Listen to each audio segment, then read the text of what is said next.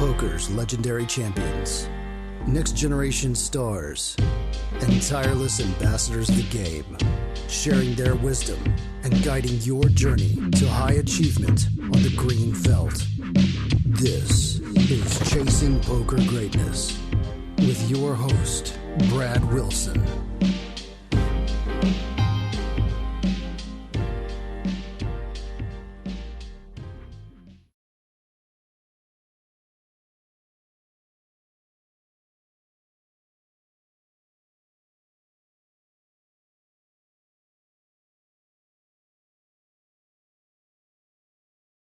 Welcome, my friend, to another episode of the Chasing Poker Greatness podcast. As always, this is your host, the founder of ChasingPokerGreatness.com, Coach Brad Wilson. And today's guest on CPG is the winner of the 2015 10k WSOP H.O.R.S.E event, the brilliant Andrew Barber.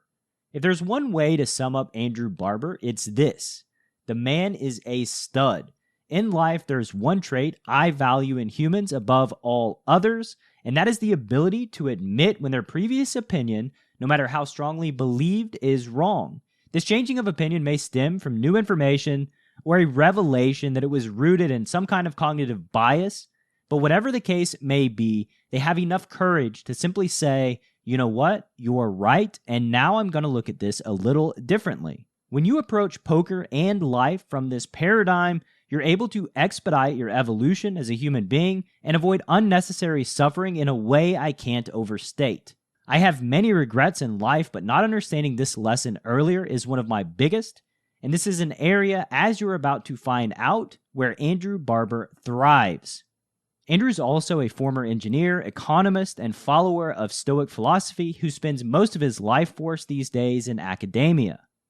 In today's conversation with Andrew Barber, you're going to learn how infusing altruism with his poker career completely changed Andrew's perspective on being a professional card player, why it was very clear to Andrew that engineering was not going to be his path in life, a greatness bomb in the form of a question that will save you untold hours of frustration when discussing emotional topics with your friends and family, and much, much more. And now, without any further ado, I bring to you WSOP bracelet winner and one of the highest level thinkers I know, Andrew Barber.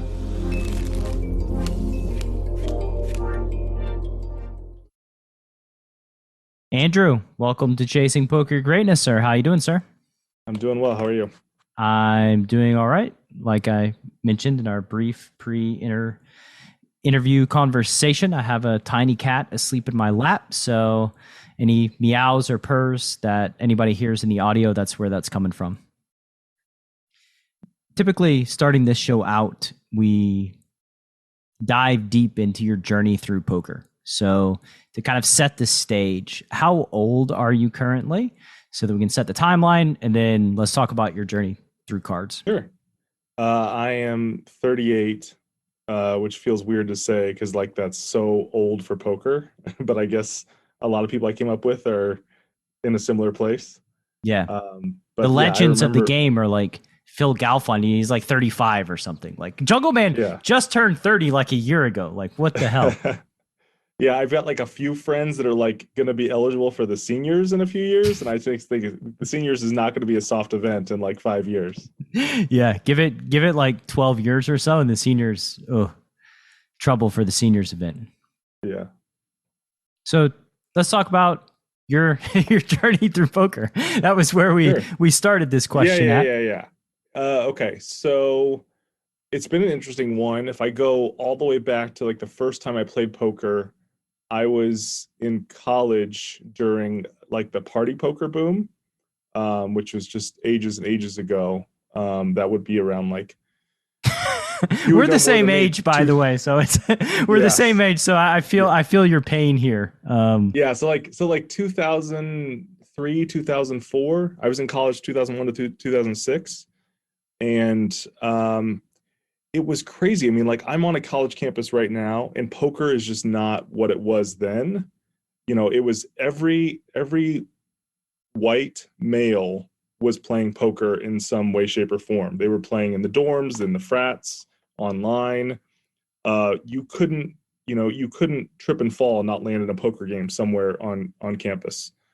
And playing with friends, I was lucky enough. So I went to Cornell, and I would say that for whatever reason, I think the Ivy League produced like a bunch of poker players this time.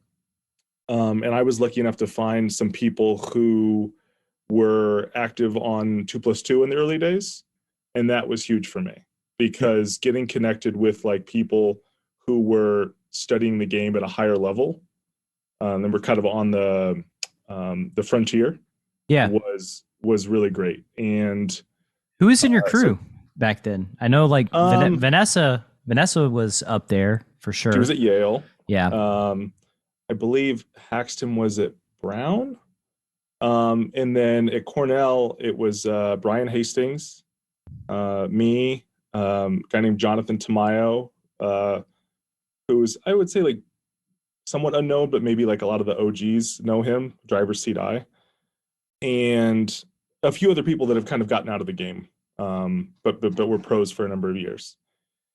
And so I kind of got into that, and I found my way into the single table tournament forum, sit and go forum, which is where, a ridiculous number of people got their start. It's where Jonathan Little got started. It's where Phil Galfond got started. It's where Durr got started. Just so many people Bonomo. got their start in it. Yeah. But of course, yes. Yeah. Z Justin. Yeah, like I played probably $1,200 against Z Justin back in the day. Yeah.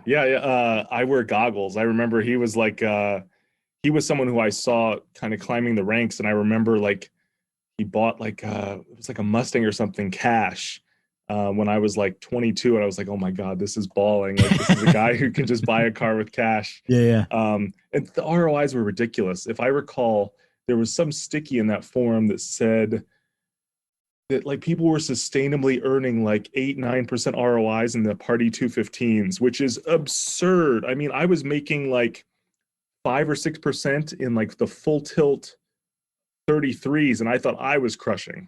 Yeah. So it's just crazy what the win rates were back then. So I got into sit and goes and really tried to learn the math of those. Now, like the pro was that I realized how important having a mathematical foundation was. The con was that I never learned how to play a flop.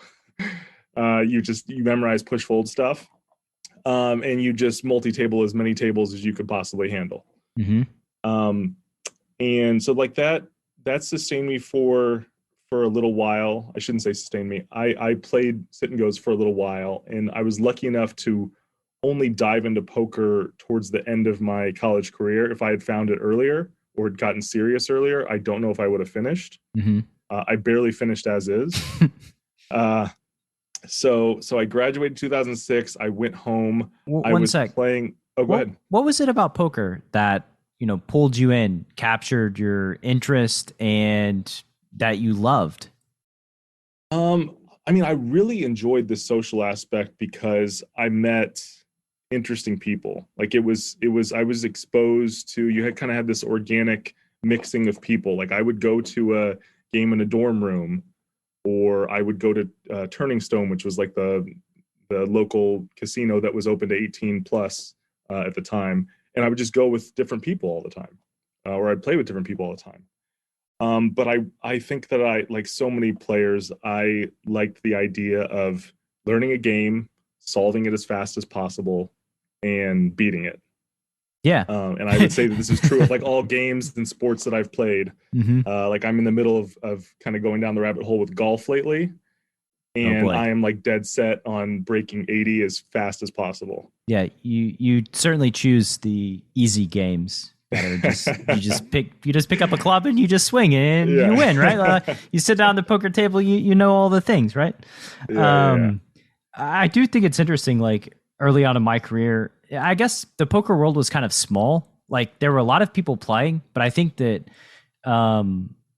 I don't know. Like somehow I stumbled across Vanessa. We played like 4-handed on Party Poker. I think it was like 1K and L back then. And as these things go, you just start like chatting, like in the type box, you're just like chatting and, oh, what's your AOL Instant Messenger? And then like, oh, we friend each other on AIM and like you chat. And yeah, it wasn't like rare for people to get together and for people to fly across the country and hang out and just meet other poker players. And like the level of connectivity was like really cool and really fun and really exciting, right? Like, I remember when I went and spent time with Vanessa, like, she was like, hey, I'm going to be in town like in 2 days. You want to come hang out? And I'm like, yeah, I don't got shit to do. I'm 21. Like, you just buy a plane ticket, get in a car, and you're on an adventure. Like, and that was just for me very, very exciting as a 21-year-old human being. Yeah, totally. I mean, I remember I think one of the early, I guess he wasn't famous at the time, but one of the early people that I chatted with was Sam Greenwood. Before like he got into high rollers. He was a sit and go player. He and his brothers. I think there's 3 Greenwood brothers. Anyway. Yeah, so we chatted. And yeah, the poker world was a lot smaller. And I think, to your point, there weren't like these, it wasn't a hierarchy. There weren't like these different statuses. Like you were like, the people that were crushing were just like you. They just maybe had gotten started 6 months earlier or something. And like that, it's crazy how that delta, starting 6 months or a year earlier had such a huge, like profound impact. I mean, Jonathan Little, ran super hot and was able to take like all these shots at WPTs because he had just started like a year or two before us. Right.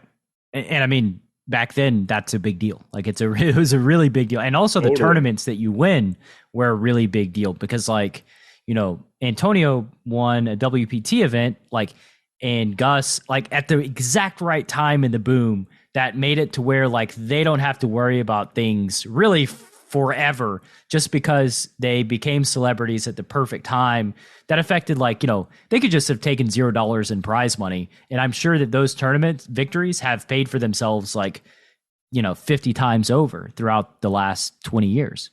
Totally. I mean, we can get to this later, but like, I am a big believer in shot taking in tournaments simply because there is like this added equity that's not related to the prize pool. It's like the opportunities, the credit you get.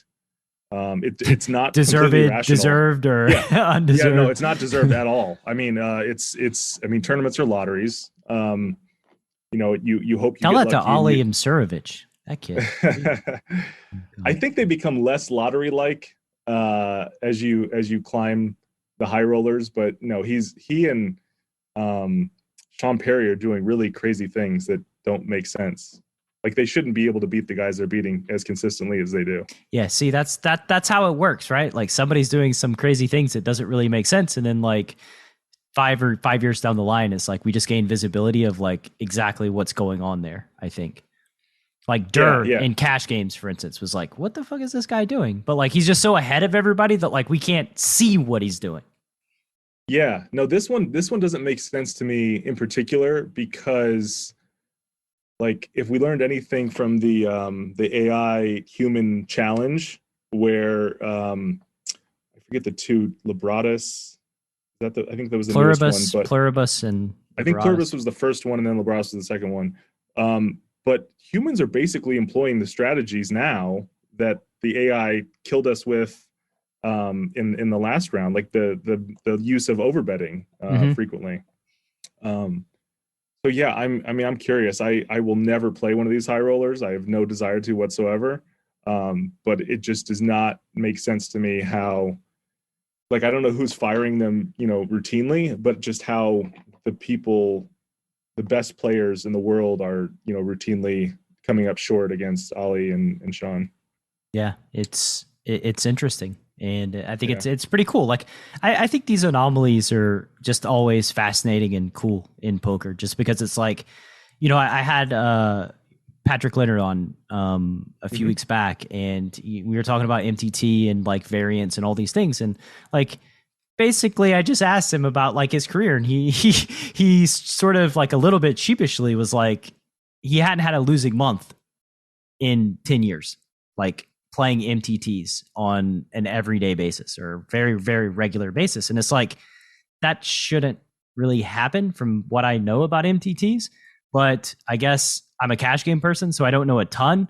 I just thought that that's not a thing that happens. Like, tell me, explain this to me. I think you're correct, but I do think that you can make some deviations to. So like I'm kind of in the same boat with cash. Like I haven't had a losing month in it's a large number of years. I'm not sure how many years back. Yeah. But that's not an accident. It's because like I choose games that are extremely beatable. And cash, also a cash just seems different, you know? Of course it's different, but yeah, in tournaments, I think that the same idea applies, that you can game select in reg stuff where your ROI is going to be higher, or you can employ a strategy that's like lower variance. Like I haven't seen a lot of Pads' play, but I do wonder if he's indifferent between two lines, he'll choose the lower variance line. Yeah. Or he'll sacrifice some EV for a reduction in variance.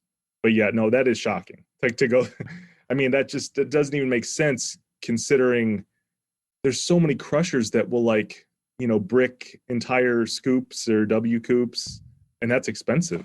Yeah. That's mind boggling. I wonder if he's factoring in his stable as well, or if he's separating the two. I don't think so, crushes. But yeah, that would be kind of a cop out, I think, factoring in your stable to your own results. And like, in cash games, I know that I went through like a 4 or 5 year stretch where I had like one losing month and like maybe a break even month. Right. And I just like cash games. I think it makes more sense. Tournaments, from what I understand about tournaments, totally. I'm like, what the hell that does, my mind can't even really comprehend that. Totally. No, I mean, so I might be butchering this, and it's been shared with me who heard it from someone else. So like it might be a game of telephone. Yeah. But the way that I heard this story, I was like, I bricked my first I think 15 World Series events, and I was starting to get in my head about it. And then someone told me that Mike Watson during some stretch allegedly went like 0 for 52 at the World Series. Yeah. Sir Watts, another party poker guy. Total crusher. I mean, and is one of those people that's like stood the test of time. He's probably been like, one of the, I don't know, 20 or 30 best tournament players for like 15 years or something ridiculous like that. Yeah, something absurd. So yeah, there's tons of variance in tournaments, and I don't know how Patrick is doing it. Yeah, my friend of mine, Jesse Yaganuma, we always joke he's played the WSOP like the main event every year for the past like 16 years, and I guess last year multiple times. I don't even know how many main events there were last year.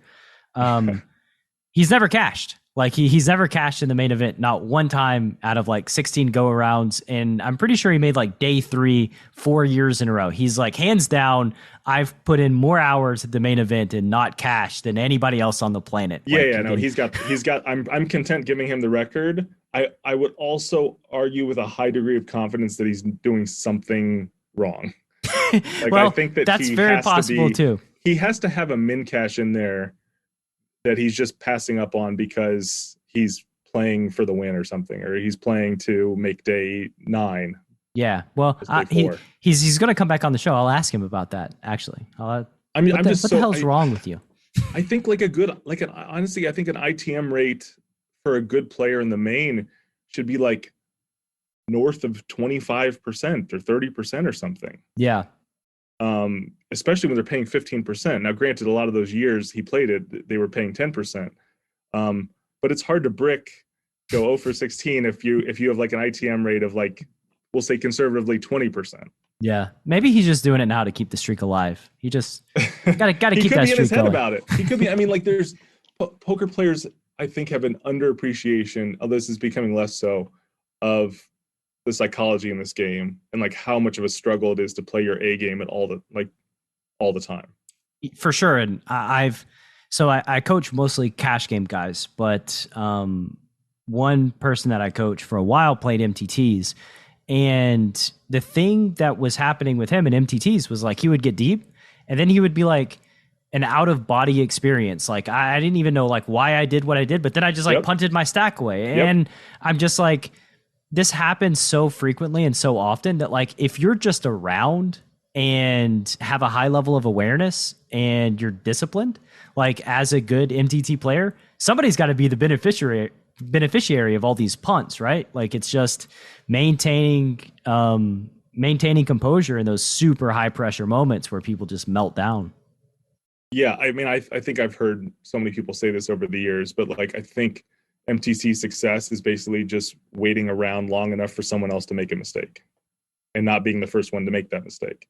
Yeah. And yeah, deep in the main. So I think I've made day 4 3 times, and it's amazing watching someone blow up. And because it happens so often and it's like predictable, you don't know who it's going to be, but you know someone's going to lose it because they've played for 35 straight hours, or not straight, but you know what I mean. They Sure. played for 35 hours and Sleep, they just sleep like shit, I'm sure. Yes, yeah, and they get tired of being messed with. Like I think like this is true of like older men, I think, where they're just like they're tired of getting 3-bet, or they're tired of just getting punished over and over again, and they just snap in the spot where they shouldn't. Yeah, like they choose the exact wrong hand to go with. Yeah, it's interesting because it also happens in cash, and I've talked about it on the show before. But like, there are sometimes in cash where like I'm playing live cash, I just get this feeling that this dude is about to just go off. It's like energy level changes, posture changes, their motions change. They haven't done anything out of character all day long, but then they get in this spot, and I'm just like, oh, they're about to just punt, and then like they just punt, and it's like.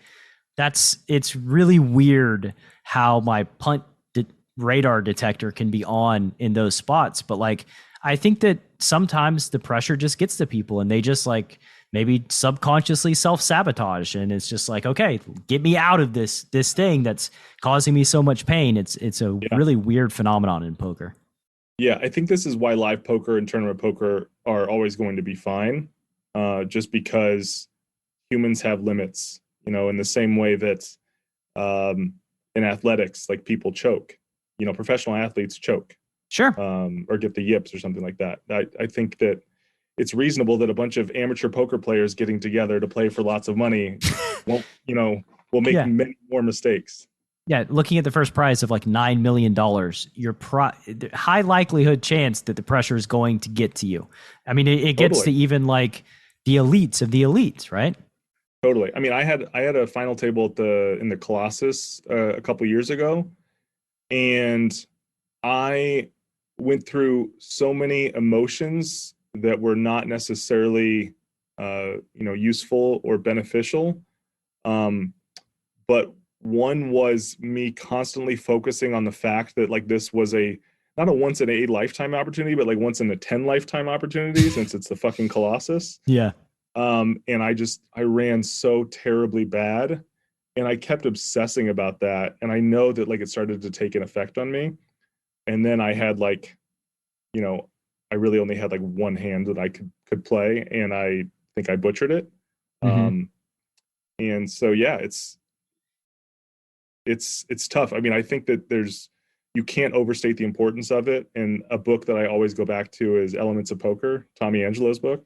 Mm-hmm. I mean, it might be the book that I've read the most, and I'm due for another reading of it, you know, before the series. I try to always read it before the series, and I just read it periodically if, you know, I'm bored and I'm looking for something to read. Yeah, it's almost like when I was a kid, you know, I had rollerblades, which by the way are out. I don't know if the listener knows this, but I went to my daughter's took my oldest daughter to one of her friend's birthday party at a roller rink. Blades, not a thing anymore. Nobody uses them. Like you're the weirdo if you ask for rollerblades. But anyway, like would rollerblade down a hill at my house, and without fail, if you're going fast, right, and you're having fun, if you think a thought that is, I hope I don't fall, and like as soon as you think that, you're done. You are face down on the ground. Like, because it just gets to you. You focus on like trying to not fall, and then all of a sudden you just fall down. And like the same sort of concept just happens in poker in these high pressure spots where it's like, there's a lot on the line. Don't fall, don't mess it up. Oh, what the hell? Like then you're standing, walking away from the table, scratching your head like, fuck, I fucked up a once in 10 lifetime opportunity. Yeah, totally. I was going to say that isn't it interesting in poker how we often know exactly how other people should play hands while they're going on, but then when we're in the situation, we're like completely fall apart. Oh yeah. Like, yeah. I mean, a good example is like you see river action, like someone bets and the other person's contemplating a call, and like they call and they're shown the nuts, and everyone's like, oh yeah, like we all knew that he had the nuts except for you. Yeah. And that seems to be the case. Like something about being outside of the situation gives you like a neutral, objective perspective.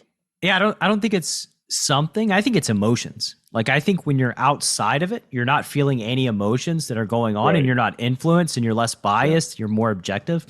And that just, the emotions of poker are very high, and I think that like lots of people don't really think about gaining an awareness of their emotions and how they may be influenced by their emotions. I've talked about it before on the show, but there's a book called The Art of Learning by Josh Waitzkin, and there he talks about like a chess master who basically meditates before, you know, a big tournament every day, and like basically wants to get in his own head and his own body and realize, like, do I feel aggressive today? Do I feel passive today? Like, what's my energy like? And then that's the style that he goes out and deploys, because he knows that like basically inherently how he feels that day will affect strategy. So let's figure out what it is so that, you know, we can lean into that and utilize that. It's just can't be overstated, in my opinion.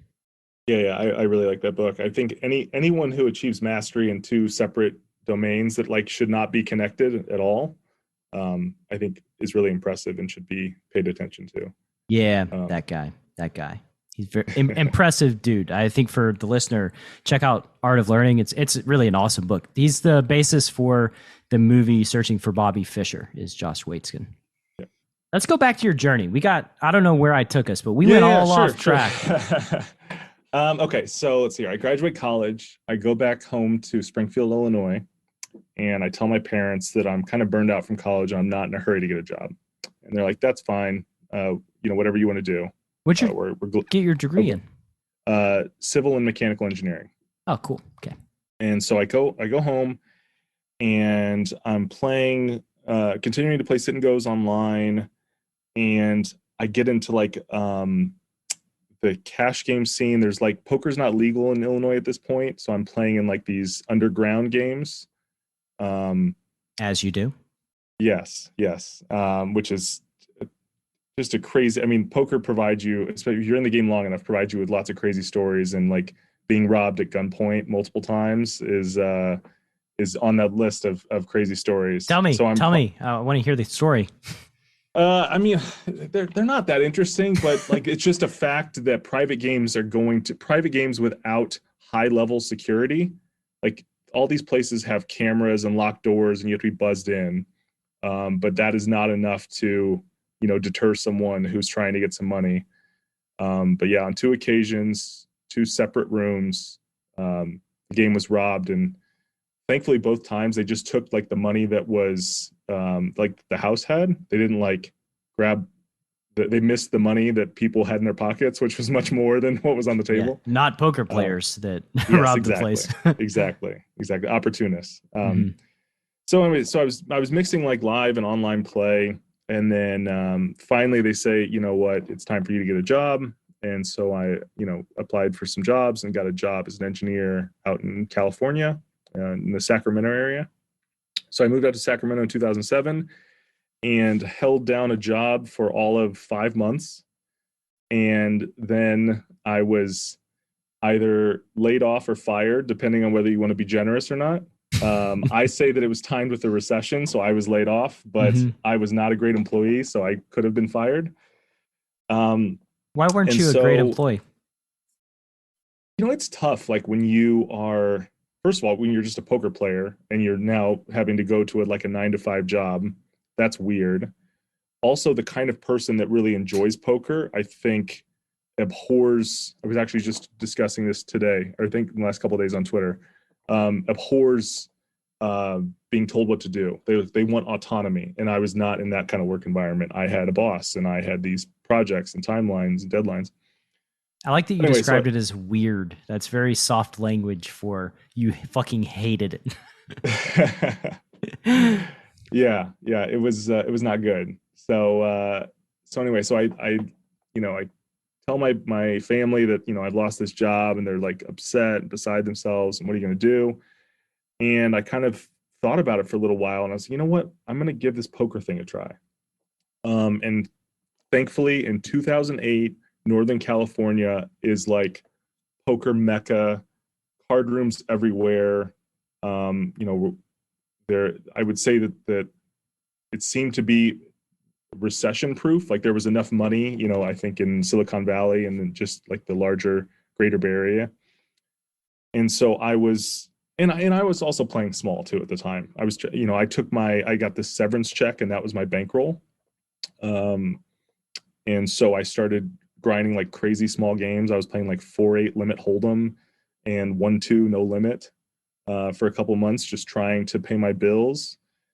I think those games just might be like future past proof, recession proof. Those games totally. On the last day that humans are on the earth, the 1-2 game is going to be fucking great at whatever casino it's being spread. Yeah. I mean, it was, and I might have been in like one of the best, if not the best 4-8 hold'em game in the country. I like developed this like perfect algorithmic strategy for how to play these rulers. And I was beating it for just something ridiculous. Like a good win rate in limit hold'em is like 2 bets an hour, and I was smashing that. I was like making like 3 or 4 bets an hour every day, and I was trying to maximize as many hours, because when you're starting out, and I think everyone comes to this realization at some point, when you're starting out as a poker player, there's 2 things you need to do. One, you need to minimize your expenses, especially if you're starting from like broke or close to broke and you have a small roll. Minimize your expenses. I was living on less than $1,000 a month for a year in the Bay Area. Yeah, I mean, this was 2008, so like it's not what it is now. But like as soon as I lost my job, I moved from my apartment that I had to myself, and I rented a room from a dealer at a local card room. And so my rent went from like $1,600 a month to $500 a month. And then I was like trying to eat like comped meals at casinos all the time, and eating Subway $5 footlongs. I mean, I was a huge nit. I've always been a nit, but like I was peak nit right then. Yeah. So get your expenses down, and then just grind your face off. So between like 2008 and 2011, I played 50 hours a week, no exceptions. Yeah. And that's, you just have to do that. You have to. And I think that like live players, like I'm like a high intensity online player that can't play super long, but man, like in a live game, it's like, what's the excuse of not being able to put in 40 hours at like live poker cash game? Like you should just be able to do that. I think most people, if this is their pursuit, that's just like easy mode. Like I was living at Commerce, playing 60 hours a week and like taking Sundays off. And like, maybe it wasn't like fun. I mean, it wasn't always fun sticking to that, but like it's a doable thing and sustainable. Totally. I mean, like it's always going to be easier than someone who has a job where they have to sit in an office for 8 hours straight, or God forbid, stand for 8 hours straight. I mean, like poker's so fucking easy, and we complain about it, and we shouldn't. It's a luxury, and I never forgot that. So anyway, so I was playing a bunch, and I met a friend who was playing online, and so I left out an important detail. So I lost my online roll during the NetTeller shit, which is ages ago, but UIGEA, or no, was it UIGEA? Yeah, it was UIGEA. I think 2006 when. Yes, like, that's the time. You used to cash out from Party Poker directly to NetTeller, and I had like the NetTeller little debit card in my wallet. Yep. So I cashed out to NetTeller, and it got stuck there, and the money was there for 2 years, something like that. And so I was like kind of gun shy, and I hadn't played online poker since before I left for California. So I had a friend, we're chatting. He goes, "Oh, you should play online poker. Like, I think you'd be really good at these full tilt, like 45 and 90 mans." And I was like, "Okay, sure." And he goes, "I'll stake you for them." And I'm never been backed before. He's never staked before. We have no idea what this is supposed to look like. And I think he's worried about like me running on him. So he sends me one buy-in. He doesn't send me a roll. He sends me one buy-in. I reg the next 90 man. I ship it. we chop up the profits, and the stake ends after one tournament, and I just played on the profits from that.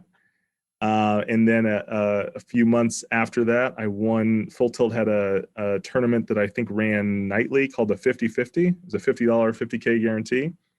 I won that for like 10 or 11K, and that gave me like some wiggle room. I moved out of the house that I was renting a room from.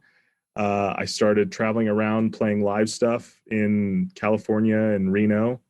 Reno was the kind of the only place to play live tournaments before, you have the culture today where you can play a tournament almost any day of the week in almost any state quite easily. So like if you were in the California, Nevada area, the only place to play tournaments outside of the World Series was Reno. And they knew it, and they had series all the time. Oh, wow. I didn't know that. Yeah. So they had like, there's the Grand Sierra and Peppermill, and they would like alternate, and they would have like maybe 5-6 series a year. And I spent a ridiculous amount of time in Reno playing those tournaments. And it was actually playing in those tournaments where I got exposed to mixed games, and I fell in love with mixed games. And I met like this core group of friends, that were kind of some of the early crushers in mixed games in like the early, mid 2000s. So I got exposed to those. And then I came back home, and I was continuing my online grind, and I was playing sit and goes and MTTs, and I kind of was searching for something else. And I would say that it was actually motivated a lot by variance. I didn't like the swings of MTTs and sit and goes. And this was at a time where like games were getting tougher. So ROIs were plummeting. As ROIs plummet, variance goes up.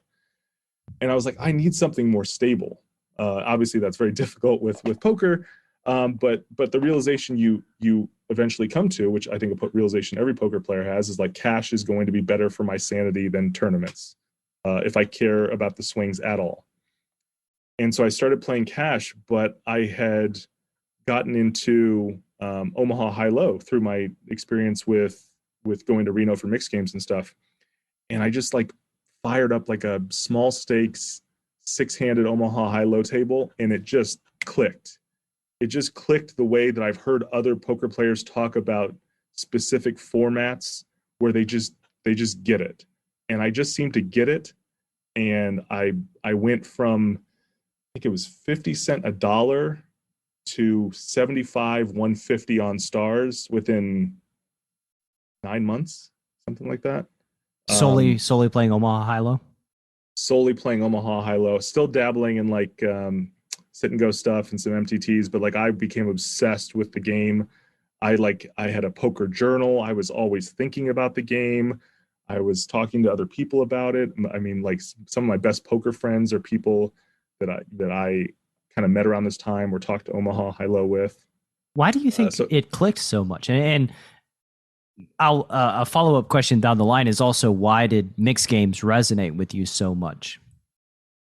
Well, I don't know if everyone's experienced this, but I kind of got bored with the simplicity of Hold'em. I mean, I respect that like it is a game that can be extremely deep, and that you can run sim after sim after sim in different spots. But I think ultimately I didn't like the lack of complexity in strategies.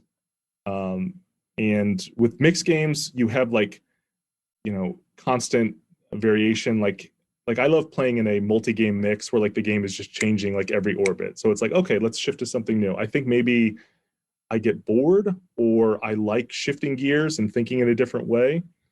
But Omaha high-low, I mean, what I like about it is I love split pot games, first of all. So like if I were to rank my favorite games, split pot games are going to be at the top of the list. I love the idea that we're like playing 2 games simultaneously. Like that's really cool to me. It's so there's that. I think there's this maybe a concept that came naturally to me that maybe others struggle with, is kind of seeing where my hand is on a spectrum. Like the weaker your low hand is, sorry, I'm making an assumption here. Are you relatively familiar with Omaha High-Low? I know the rules of how the Okay. game operates. Okay. Got it. Okay. So there's these trade-offs that like the worse your low hand is, the better your high hand has to be, and vice versa. And I just seem to like understand where my hand fell on that distribution. It's not often that you have like the nuts and the high side and the nuts and the low side, and especially as you're playing shorter handed or heads up, you're often going to have like trash on both ends. Sure. And it's kind of like trying to understand how does my trash measure up to my opponent's trash. Yeah. And what's my optimal strategy here. So yeah, I took to that, and then I think the game was also like poised for evolution. Like it was people were still playing a very primitive elementary strategy. There was like, I would say it was a little more nut pedally back then. And I was able to take advantage of that. But I think I just saw there's maybe a Hold'em analog that could be made here. Do you remember when people like didn't defend the big blind very much? Yeah. Like the big blind defense rates were crazy low for the longest time. And then someone's like, actually, we should be defending like a shit ton and we should just play a flop. Right. And then three bets, like nobody defended against three bets for like totally. 2 or 3 years. So like folding 80% to a three bet, right? Like, yeah. Like I remember when like the crushers were like, I'm just gonna call a lot. And they're like, and that just worked really, really well. Yeah. In Omaha High-Low, I just realized that equities ran so close together that I should just be playing a bunch more hands than my opponents. Yeah. And I think at one point in time, like six-handed, I was playing almost 50% of hands, which is absurd and probably not optimal. I mean, I was experimenting. And I think Hold'em players do this. Like they most players I've known have like gone back and forth between playing too tight and too loose, and you kind of just go back and forth, and you hopefully like a harmonic series, you kind of dial in on the correct VPIP. So there was the confluence of a bunch of things. Like I felt like my brain was wired for the game. The game was particularly soft then. I felt like I could kind of disrupt it with like my different strategy. I had success online, and then around this time Black Friday happened. I went to the World Series and I started playing the 75 game there, and I had a ton of success there. And then that led to me having kind of financial freedom, which just opens a lot of doors in terms of, what games you want to play in, how much you want to take yourself. Because I was in 2010, I remember, I can find old 2+2 posts, but I was like selling action in like $300 tournaments. Yeah. Which is absurd in hindsight. And I don't think that was optimal because I was a huge bankroll nit. And one major way I've updated my thinking on this is I think people need to be like extremely aggressive. And I think Kelly criterion is over applied. All right. So let's break down Kelly criterion and why you think players ought to be more aggressive. Yeah. So Kelly criterion is basically this algorithm that says based on your edge in a bet or edge in a tournament, what fraction of your bankroll you should be wagering on it. It's really popular amongst sports bettors, where they believe they know their edge on a bet, like for a given line. And yeah, I mean, people come up with these absurd rules from this. So like, I don't know, cash game players, I don't even know what the conventional wisdom is now, but like at one point, I think it was like, you need to have like 250 buy-ins or something like that. I don't think I think people probably said that, but that just seems like crazy to me. No, I mean, I do firmly believe that people are like saying one thing and doing something totally different. And that's another thing I've learned through like affiliation with like high level poker players, like through the years. It's like, oh yeah, this is my advice to everybody else. And then this is what actually happens behind closed doors. The perception and the reality is just totally out of whack. Yeah. So yeah, I don't think people are following those rules. And I would say that I've changed my thinking on this for a variety of reasons. One is like anecdotally, it seems like all the people that have had success in poker ignored these rules. Like Dur took shots, Galfond took shots. Yeah, exactly. And and then I think the other thing is like the risk reward is asymmetric. Like if you take a shot and you do well, you don't have to worry about this ever again. Yeah. But if it doesn't go well, if you're good, you will not struggle to getting into the next game. Right. You'll either grind it up or you'll be able to find a backer. Yeah, like you strike out on like a 1K with like a 20K roll or a 30K roll or whatever. Like that's something that you can replace, and it's not like the end of the world. You hit it for like 300, then all of a sudden like the game has changed because now you have a lot more money. Your future earn rate goes way through the roof. It's just it helps in so many different ways. Yeah, I mean, I've known people that have played back for a long time, and it's something that like it's really hard to get out of. Like you get stuck there, you're giving up so much of your profit, and so any chance to avoid that, I think should be sought after. But and that's like not even including like the non-monetary stuff. You know, you bink something, you're never going to have to worry about selling action. You're just going to sell out all the time. You're going to have a reputation amongst your peers. Your opinions are going to matter more. You level up in such a way that I mean, I've really appreciated. I gotta that get was in always there. important to me. I gotta get in the MTT streets for like building my business and selling courses and stuff. It's like totally so beneficial. Look at Jonathan to like, Little. Look at Jonathan Little. He runs hot in the W. I don't want to take anything away from him. I think he's a brilliant businessman. He did very well, you know, on his first year in WPT, and he has parlayed that success. And he works very hard too. You know, he's written like a zillion books. He's constantly churning out content. And then, you know, I make content for poker coaching myself. It's like, yeah, again, right place, right time, ran hot when you needed to run hot. And I'm sure that he would be the first to say like, yeah, I ran very, very hot in a very good time to run hot. Yeah, totally. That's something where I have changed dramatically. And I put it into action. I would say I had this realization in maybe like 2013, 2014, something like that, where I started taking a little bit more of myself. Because I was one of those guys that like, you know, didn't want to play a tournament unless I had sold 75, 80% or something, you know, where I was like, I don't want to say I was like trying to free roll because I think I've always had a problem with that, but I was getting close to it where I had minimal risk. And then you come to 2015, where I had a really good summer and won a bracelet. I was unsure about playing the tournament that I ended up winning, the 10k H.O.R.S.E, up until I think it was the day before, and I ended up taking the largest piece I've ever had of myself in any tournament for that tournament. That seems like a decision that went well. Yeah, but let's not be too results oriented. That is like maybe the most important thing to take away from poker is to not be too results oriented. Well, again, it's like right place, right time. Just made the right decision, and it paid off in a massive way. And so that's just how things go. Yeah.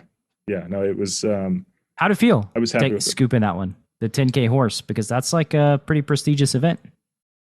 Yeah, I mean, no one should ever like be picky about which bracelet they win. But if you were such an asshole, if I were such an asshole, I think that it would be like in my top 3. Like, I think that I would love to win the 10k 08, and I hate that I haven't had a good run in that. I don't even know if I would care about the main that much. Like just the cash would be great, but I don't know if I'd want to deal with all of the nonsense that comes with that. And then maybe the 50k. But yeah. I think aside from those, like I'm pretty happy with the one that I was fortunate enough to.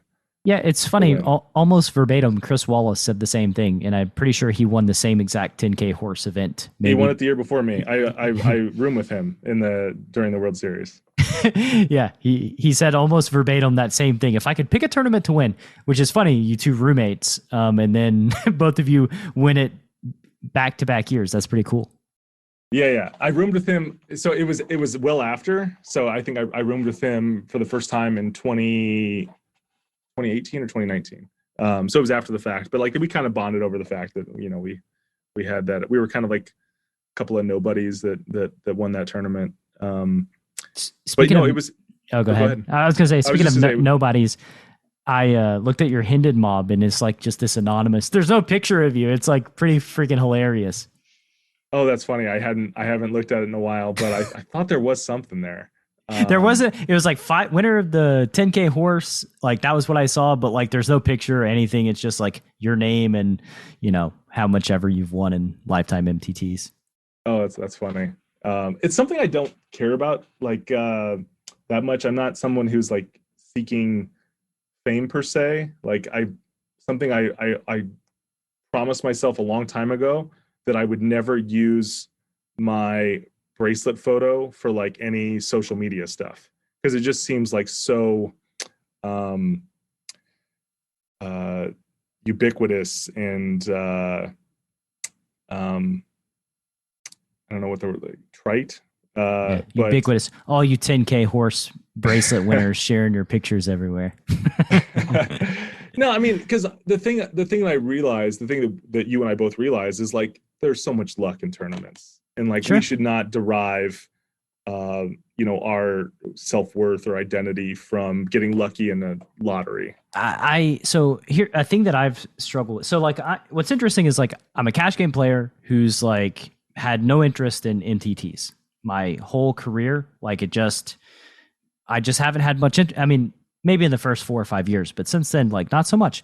And yeah, it's just even in the cash game streets, like I would play with people and they would like be taking pictures of their chip stack for like chip porn and like sharing it all over social media. And that's always felt like icky to me. Like I've never felt inclined to be like, oh, I'm just gonna take a picture of my chip stack and like show everybody like how much money I won when I could take a picture of my chip stack from yesterday and it was like nothing on the felt.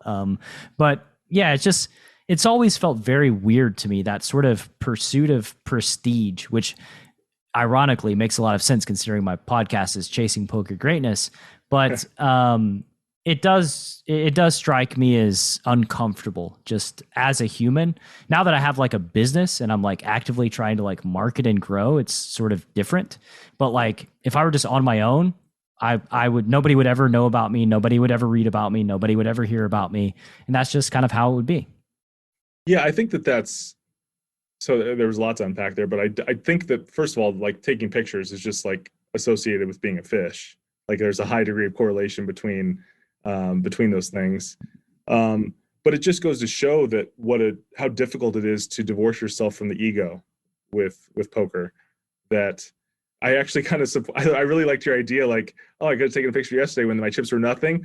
I would totally support you in an effort to like take pictures of like being felted and only having those pictures, never having pictures of stacks, but just like dust. I just got felted for the third time today. Yeah, I always waited for like those WSOP winter interviews for somebody, because it's always like I just played the best poker of my life and I knew it. Like I'm waiting for the one that's like I just played like shit. Like I got it in bad at every stage and made so many mistakes, and then I just won. I don't know how I did it, but here I am. Like, because that of course, obviously the variance is very high. There's a high level of luck that comes into taking one of those down. And yet all the people played the best poker they've ever played, when it's like, yeah, we could just replace you with like just many other human beings and they all would have won the same tournament, atom for atom, if the spots were swapped. Yeah, it would be cool. I mean, like this is so impossible, but like if you could get a sense of like chips won above replacement, like Yeah. like the wins above replacement stats for sports. Mm-hmm. Like, oh, let's give this person like bottom 10% distribution of cards and like see what he can do with them, or see what she can do with them.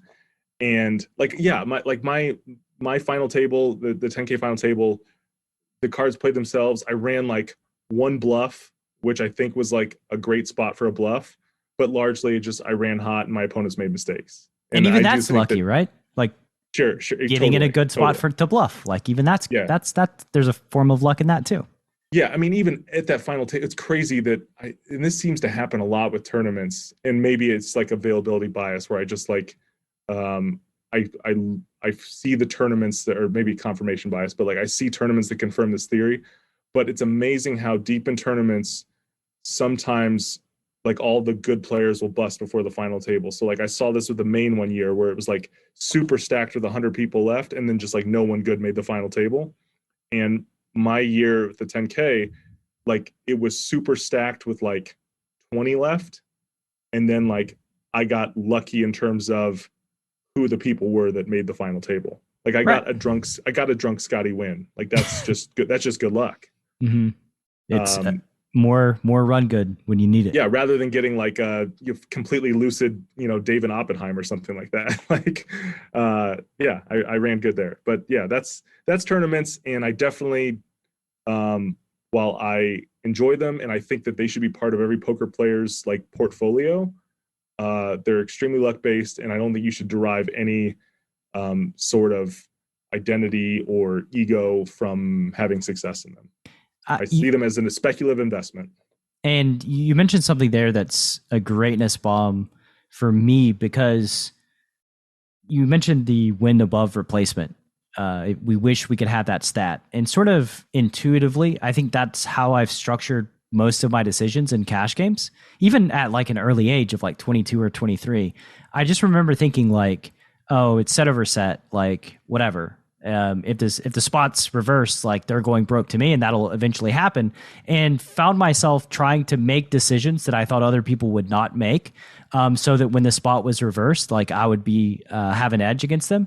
And really, if you think about poker, that's kind of all that it is about, is like you make the best decision you can in this spot. And when the spot gets reversed, if they make a worse decision, well, there's like your natural edge.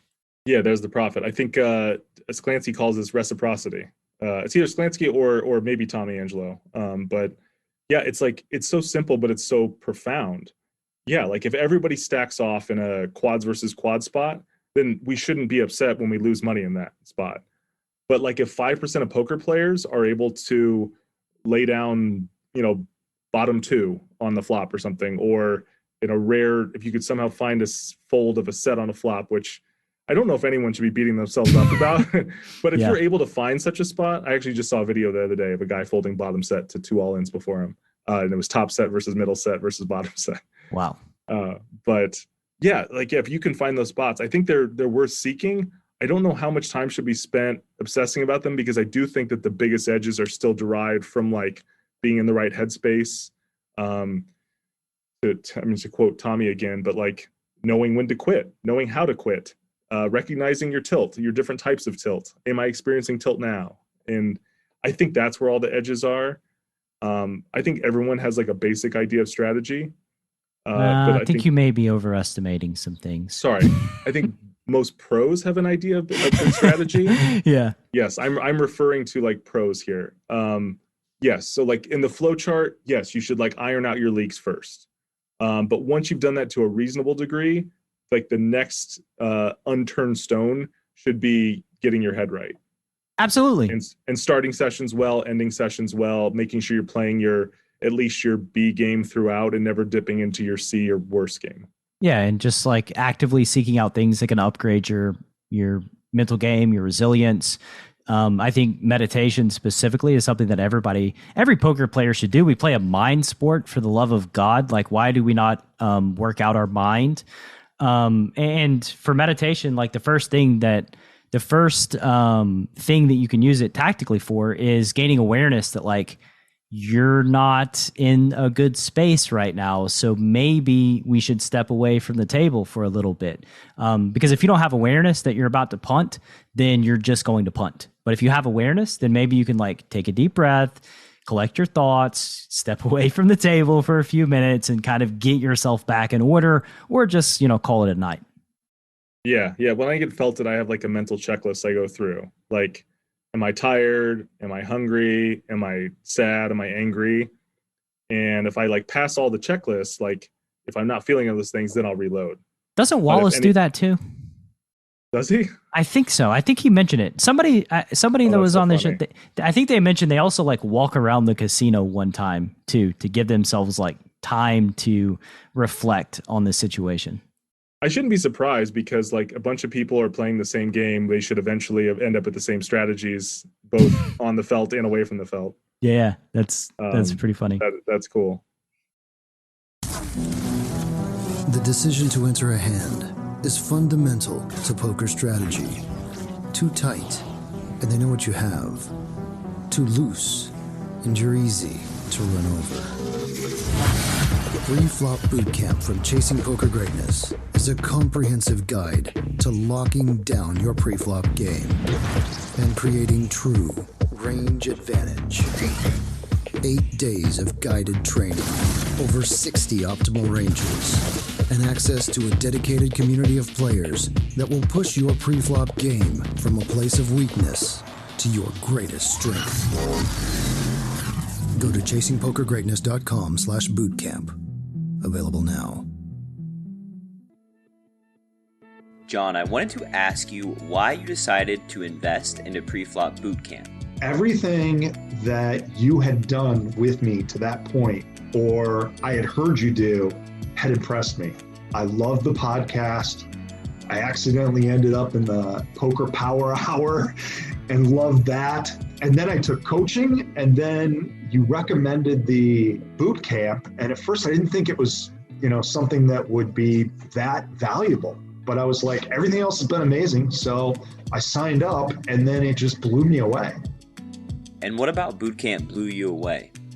Like, it started off slow. Like, I'm learning these ranges and I'm not even understanding what you're talking about. And then all of a sudden, as I start to understand what we're doing with the 3 bets, the 4 bets, and all of a sudden it just kind of hit me. And I was like, oh my God, how do I not know this stuff? This is amazing. The more I studied them, I started to understand why they were constructed sometimes. Like, I'd be like, that's why that's like that. And that would lead to more revelations and just a better understanding of poker in general. Do you have any interesting takeaways from your boot camp experience? The most interesting thing about the boot camp, it's a pre-flop boot camp, but I feel like it's done as much for my post game as it did for my pre-game, just because I'm not in as many awkward and bad situations as I found myself in. When we were doing coaching before the boot camp, we couldn't get through 10, 15 minutes of tape without finding mistake after mistake. And then once we did the boot camp, it solved problems on the back end as well. I know you've studied for 1,000 hours this year. How do you think boot camp compares to your other poker study? Oh, it's crazy. The boot camp is probably the most important thing I've done all year out of everything. I would give anything to go back and to know that stuff 10 years ago. I can't imagine how successful I'd be right now if I had known that stuff. And I thought the boot camp was so valuable that I literally insisted you take more money from me and paid you more for the boot camp because I was blown away. I just thought the price was too cheap. And it's changed my game in ways that I can't even explain to you. If you'd like to join the next round of pre-flop bootcamp, which starts on the last Saturday of every month, head to chasingpokergreatness.com/bootcamp to lock up your spot. One more time, that's chasingpokergreatness.com/bootcamp.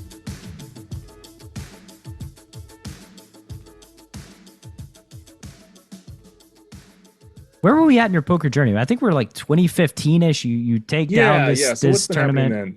Happening then? So, I guess the big changes were like in like 2012, 2013, I was kind of at another point where I was, I wasn't feeling enough intellectual stimulation. Poker is stimulating, but I was wanting for something more. And I was thinking I wanted to go back to school. And so but I didn't want to do engineering because I fucking hated engineering. And so I spent some time thinking about, what it is I want to study or what is it that I cared about? Like, what are my passions? Because I think I finally had like the room to breathe and to be a little introspective. And what is this all for? Why am I, clicking buttons for hours and hours every day? What's this all for? And I was reading some like career guidance literature, and there's this book for anyone who's like maybe not sure about what they want to do, or if they're not sure if poker is their path. It's called What Color is Your Parachute? And that, along with many other things, tried to advise people to monetize what you're doing in your free time. So what I realized I was doing in my free time was reading a lot of like what I would call like armchair or popular economics literature. Think like the book Freakonomics. And if people like that book, there's like so many others that are like it and better than it. And so I realized, oh, I think I really like econ. I should maybe explore this topic. And so I was living in Sacramento. I really like it. I think I really like reading a lot of books at the time. Yeah. So I'm living in Sacramento at the time, and they're about to start the spring semester. And I just went to the school and I was like, hey, I'm just a random who wants to take some classes. How do I do that? And they're like, oh, you can audit them as like a local. You pay like per credit. What class would you like to take? And I was like, I want to take 5 of them. I want to take like a normal course load for an undergrad.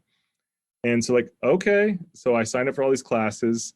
Once again, I ran hot. I drew like great instructors that have become my friends since then. But I just took like a semester of class as an econ student. And I fucking loved it. It was awesome. It was better than any time I had ever had in school prior. What was it about econ? Why did it grab you? I mean, there's so many similarities between econ and poker. And I'm wondering if poker made me appreciate econ more, and econ's probably conversely made me or simultaneously made me appreciate poker more. It's very analytical. I mean, I took game theory in my first semester there. And this was when no one knew game theory. I mean, this was back in 2012, so solvers didn't even exist yet. So like I learned how solvers worked before solvers, were a thing. Mm-hmm. And I don't even know if I ever could have dreamed that like what I was learning could be applied to expensive software down the road. But yeah, I think it's like this beautiful intersection of math and psychology and sociology. And it's also like, I have a deeper understanding of how the world works. It's like being taught the code to the matrix. I understand, oh, this system is the way it is because of incentives, and people are just responding to them. Exactly. Yeah. Or this is of course, this is the equilibrium because these are the forces at play. In the same way we come up with equilibrium strategies, blind versus blind or something like that. So anyway, what are some? Sorry, I was going to ask. I was going to dive a little bit deeper. What are some cool things in econ that you've learned that may be counterintuitive or would just be interesting? So I would say that something that's like on the top of my mind right now, because I just finished it, was I wrote this paper that was actually just discussed in The Economist. So that was like a big deal for me today. I just got the article emailed to me from the person who wrote it. So it was in The Economist. So the paper looks at the effect of vaccine lotteries. So like during COVID, like so many people, who were studying economics, and I guess we're kind of getting ahead here because I'm totally skipping the fact that I enrolled in a PhD program in economics, and that's where I am right now. I'm in my office at UC Santa Cruz. So we're like skipping steps, and I can go back to that. But so anyway, I wrote this paper with a co-author on what's the effect of basically offering admission to a lottery if you get the vaccine. So, in April, May of this year, we were kind of stalling out on people getting vaccinated. Mm-hmm. And, I feel like I debate this topic with people online all the time, and I'm trying to find a way to discuss it without pissing anyone off. Good luck. Notably, mainly people who are opposed to it. But I guess the best way to put it is, regardless of what you think about the vaccine, it seems to be associated with like reducing people dying, and that's a good thing. I think that's objectively a good thing. Yeah, was it rushed? Are there side effects? Sure. Okay. But like it prevents people from dying. So state governments, I think, realized, hey, we want people in our state to live. How do we get them to get vaccinated if we aren't going to make it mandatory? Mm-hmm. And I actually do think that like this is a really good way to do policy. Like, don't just mandate everything, but like try to find ways to get people to make the right decision. Like, don't mandate that people can't be fat. Find ways to incentivize healthy behaviors. Like, I think that's the better path. Sure. So anyway, trying to find a way to incentivize getting vaccines. They experimented with Ohio experimented with this idea of a lottery, and basically they gave you a lottery ticket for getting the shot, and they gave away $5 million. And the day this was announced, I was like, this is it. This is the topic. I want to study this. I'm going to be the guy who writes the paper on vaccine lotteries. And I emailed everyone in my circle like, hey, I really want to do this. What do you think about it? And a bunch of people said, this is stupid. You shouldn't do this. And one person said, this is awesome. I would like to help you with this. And so for the next 2 months, we just worked on it and finished this paper and basically found like this lottery that has a tiny EV. And I get to say EV because when I discuss this paper with people, like no one knows what the hell I'm talking about. But the EV of the lottery is like $1, and it got 80,000 people to get a shot that wouldn't have otherwise. So basically it's like, it's free money because like people getting the value of the shot is like massive. We actually find that the whole program costs like $5.5 million, and it gets like almost 70 million in benefits from like reducing hospitalizations. You know, like it's really expensive to go to the hospital for COVID and like be on a ventilator and all that shit. Not to say anything of like, we didn't find any prevention of loss of life, but I think it's because we didn't get to see like the results long enough. I'm sure that probably saved at least one life, and that's probably worth 8 to 10 million just right there. So anyway, we're kind of getting far afield from poker, but I was like, it gave me this toolkit that I could apply to this extremely important problem. When you say a life is worth 8 to 10 million, is that just arbitrary numbers? Like where does that come from? The value of a life. As I was saying it, I was like, oh fuck. You open a door. It's called the VSL, the value of a statistical life, and it's really useful for figuring out whether different programs are worthwhile. So like a really great example of this is if you were just concerned about getting from point A to point B as fast as possible, you would drive as fast as your car would take you. But you are inherently like accepting a lot more risk. And in fact, we know like the faster you drive, like the more likely it is you're going to die in a car accident. And so like that was the motivation, or one of the motivations behind imposing speed limits. Now there's a cost there because you get places slower, but it reduces the chance of death. And you can do like a bunch of calculations, and basically like speed limits and other, EPA policies about pollution, they all basically are valuing life at a certain number that allows us to make these trade-offs, which is like one of the coolest things about econ, and I think comes very naturally to poker players, is the idea of these trade-offs. In poker, it's always like, EV variance trade-offs. In public policy and economics, it's how do we trade, money for time, or money for lives saved, and vice versa. Yeah, makes sense. Okay. Yeah, it's really hard to do that stuff if you like don't know, if you don't have a dollar value for what life is worth. Yeah, I understand that you need some metric to judge against. Exactly. So like exactly. What are you gonna do? It can feel a little morbid of like one life is worth X amount of dollars. Why economics is called the dismal science, because it's really fucking depressing sometimes when you're like talking about death. And with COVID, you're like confronted with it all the time. This sucks. And there's a chance that we're going to have to accept some risk. And poker players are really good at this, which maybe explains why like some poker players are like, fuck lockdowns and fuck, this vaccination effort. Like we need to return to normalcy. Some people are going to die, but like there's value to having normal life. And like, I can't refute that argument. They're right. But I think there's limits to it. Yeah. And poker players also, like the poker space, I don't know, like I'm not an alarmist really about most things. I don't know, just my nature is like whatever. But when this was a thing that like I kind of saw coming, and I was like, this is not good. Like humans don't understand exponential growth, and we're not taking this seriously, and we are about to get fucked pretty hard. Like I told my wife, and she's like, you're just overreacting. I'm like, I've never overreacted about a thing like this ever. And like, but this is the one, like, I don't know. I just can't visually, I can't see how this is going to turn out well. Yeah.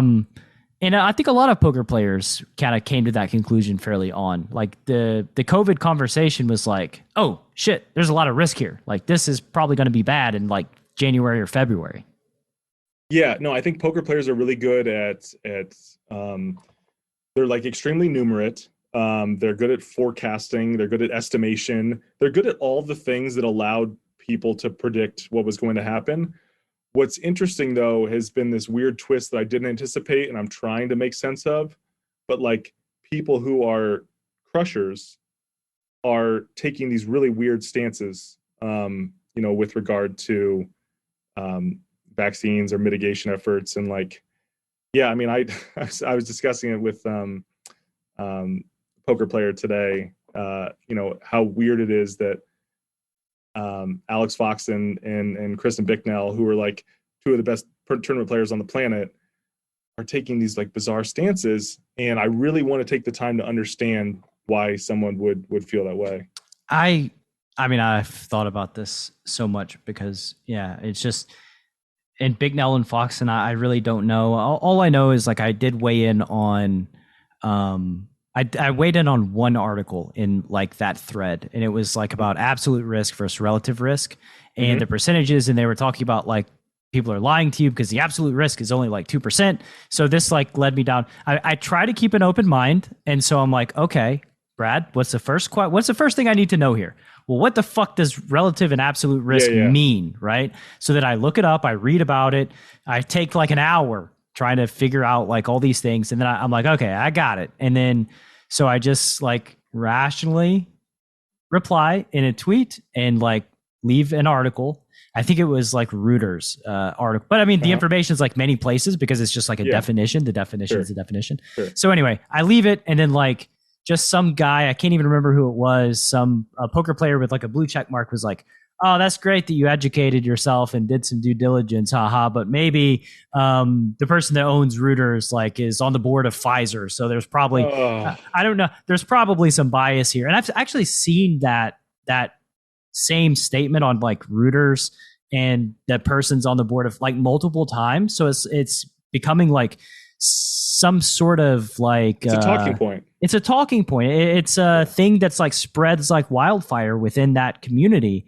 And it just, my viewpoint is that it has just gotten so emotional that like they've gone down this rabbit hole of getting a lot of bad information. And then I think what the bad information does, honestly, I think the goal is to just like discredit any form of good information first and just erode all that faith and then just feed you stuff. And then when everybody contradicts, it's like you have an argument for it because like you have no trust in anything that anybody's giving you.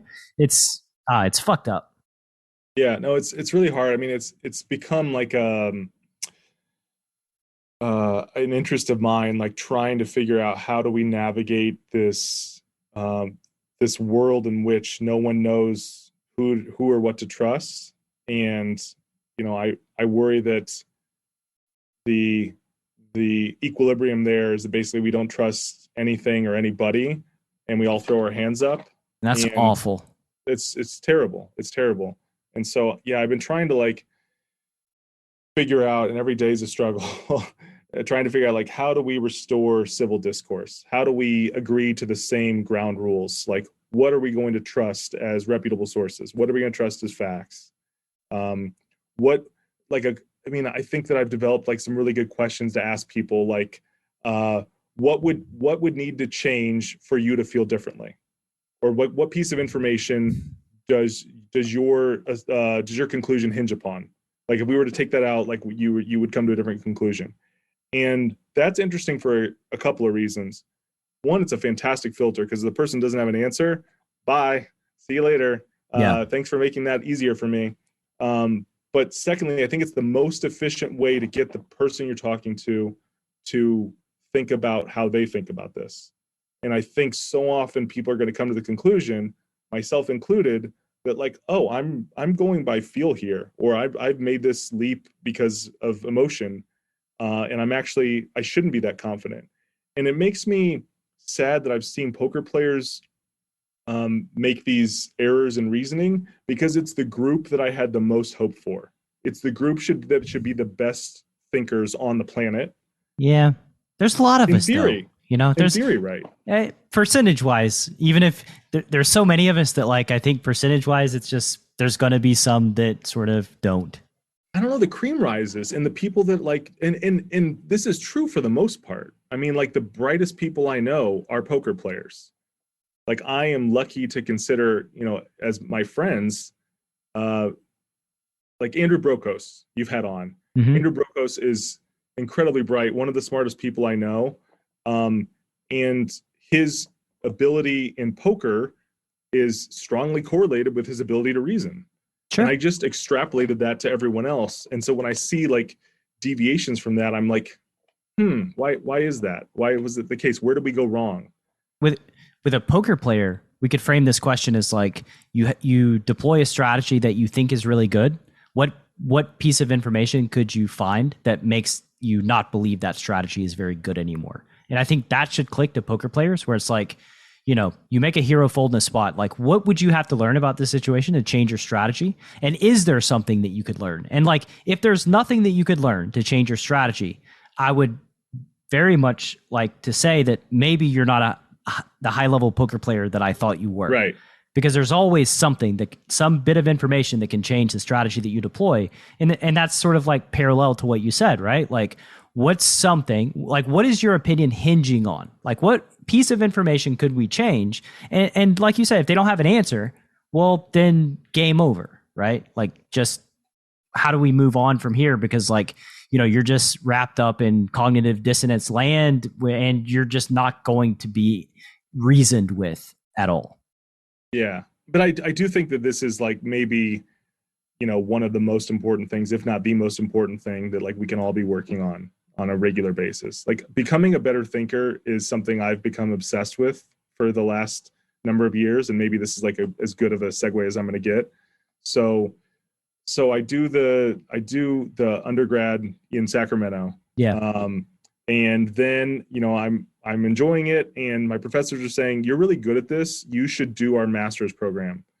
And I was like, sure, I guess so. I mean, that seems reasonable. I'll give me more time to like explore this topic, you know, find out whether I'm going to like it or not. And I think there's value in trying lots of shit until you figure out what it is you like and what you don't like. So like, I like how you're like surprised at every step of this journey. Like, I kind of like econ. I should do math. I'm good at this. Okay, let's just do this.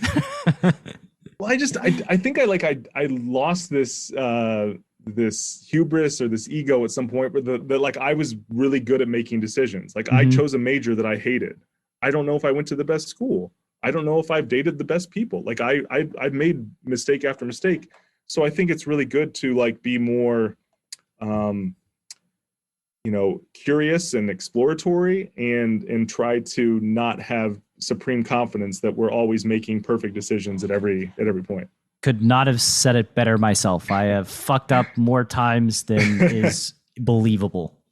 Yeah, and we're better as a result of it. You know, it's not, you don't want the person who's never made a mistake. You want the person that's made lots of mistakes. Every single time. Like when I was young and stupid, I'd be like, why would anybody buy like a book on marriage from some dude that's been divorced 3 times? Well, it's because he's thought about like what goes into making a happy marriage, right? Exactly. Like he's incentivized very much so than the person who just marries their high school sweetheart and shit goes right for 60 years. Like you don't want to, you can't replicate that. Like you don't want to listen to that person. You want to learn from the dude that has failed and invested so much energy and thought into a subject. Yeah, I mean, when I studied engineering, we studied bridges and buildings that fell and collapsed. In economics, we talk about market failures. There's so much to learn from failure. Very little is learned from success. Yeah, for sure. So yeah, I do this master's program. I really enjoy it. I have like this mentor that kind of guides me along the way. And I kind of plants the seed, like you should consider a PhD. I think you'd be really good at it. I think it suits you. Yeah. And yeah, so then I after I finished the master's, I applied to PhD programs. Did terribly, just really, really awful with applying. I applied to 23 schools. I only got into 3, and ended up choosing UC Santa Cruz, where I'm currently residing, and started in 2015. And actually kind of had the interesting situation of like winning a bracelet right before starting graduate school. And I think a lot of people around me assumed that I was just going to drop out. And I was like, do you know me? Like I could have binked the main and I'd still do this. Like, it's not about it's the money easier for me. now. Like now you just have more money to go through. Well, it's bizarre because grad students by and large are broke as shit and like are eating like ramen cup of noodles and shit. And so it's weird being like a grad student, you know, who has money. Like it's awkward at times. But I do think that most people pursue grad school for like an income boost. And I was just here because like I like it. And it's tough at times. Like, for example, I'm not in a hurry to graduate. You know, I'm trying to get motivated to graduate now. I'm finishing my 6th year or starting my 6th year now. I think it's so much easier to graduate when you need to go get some money. Like being broke is a really powerful motivator, as it was for me when I started poker. Like it was a really powerful motivator. And I think that that's one of the curses that comes with poker success sometimes is I don't have the motivation that I once had. And that's tough. It's like hard to acknowledge that. Yeah. I think it was Rainer Kempe. We were talking about like how that German crew just basically like had tons of success. All those Germans all at the same time. They were all young. They played in these tournaments. And like the one thing that they realized, they were like, wow, these like older guys, they're not as good as like we thought they were. Like we actually have edges against these guys. And the conclusion they came to is like, it's very natural for the younger, hungry people to elevate themselves very, very quickly because like, you know, the older generation, they've got money. Like they're soft these days. They don't spend time in the lab. They're not super hungry. They're not talking poker 60 hours a week. So naturally, you know, you can catch up with them very, very quickly. Yeah. I mean, I think that it's almost inevitable. I'm really impressed when people can stay devoted to the game after having a lot of financial success. I will admit that like I do not study as much as I once did. I would also argue that the thing I'm more concerned with, and I believe you talked about this with Sean Snyder about like finding easy games or finding like private games. And I've had a hell of a time getting into private games. But I do just seek out easy games to hit, you know, the hourly that I'm, you know, I have like a minimum hourly that I'm willing to accept to sit at the poker table. And if it ever dips below that, I'm out. But I'll play if it's above that. And so that's what I do. I try to play in games where, you know, I hit that minimum and I play an amount where I feel like I'm not being totally lazy, you know, where I'm generating some income. But it's hard to be motivated to grind like I used to be. It's very difficult. And this is like shameful for me to admit, but this last it's a safe space. You can share. Well, in the last like 2 years when I've been studying data and the analytics side and like really looking at what people are doing and then building out my courses, because like that's sort of how I structure my coaching methodologies based on like massive amounts of data and seeing trends. What are people doing? How do we exploit this? So it's removed from like the solver side. We do use like fact checkers for solver and some other stuff. But anyway, basically I've grown more as a poker player in the last like year of building out my courses and thinking about poker than I have in the last decade before, where I'm just like grinding on a daily basis and playing cards. And like, you know, you get in this space to where in the beginning, I could tell you everything about everything, how this player looks, how the chips went in the middle, their stack size, what they said. I like could vividly remember all the spots. And then 5 years in, it was like I could play a session online for like 6 hours, shut it down, and have no fucking clue. And like I know I won or lost, but I don't know any hand that I played. I just know that I played them. And I think that like that's sort of that malaise we can just go through and not be as dedicated to study, not be as dedicated to growth, not be as dedicated to learning. But then like when my incentives changed, where my incentive is, I'm building a business now, so that I can support my podcast habit. Well, now I need to make some shit that's like really, really good. How do I do that? And then in the act of like building, I'm naturally learning too. And then when I get done with stuff, I'm like, hot damn, I'm like way better at poker than I was like a year ago. But yeah, I think that like players just, it's easy to get complacent and sort of lazy, for lack of a better word, as it relates to like growing as a poker player. Yeah, it seems like content creation has been really good for keeping people motivated. I know that, so I'm working on a mixed game book. Nice. I don't know what's going to happen with COVID. I was like under contract to write it with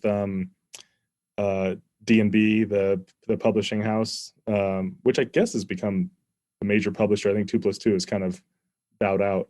Are they gone? I think they sold to like Hand to Note. Yeah, I know they sold the website. I don't know about the like the publishing, or if it's separate, or if it's one entity.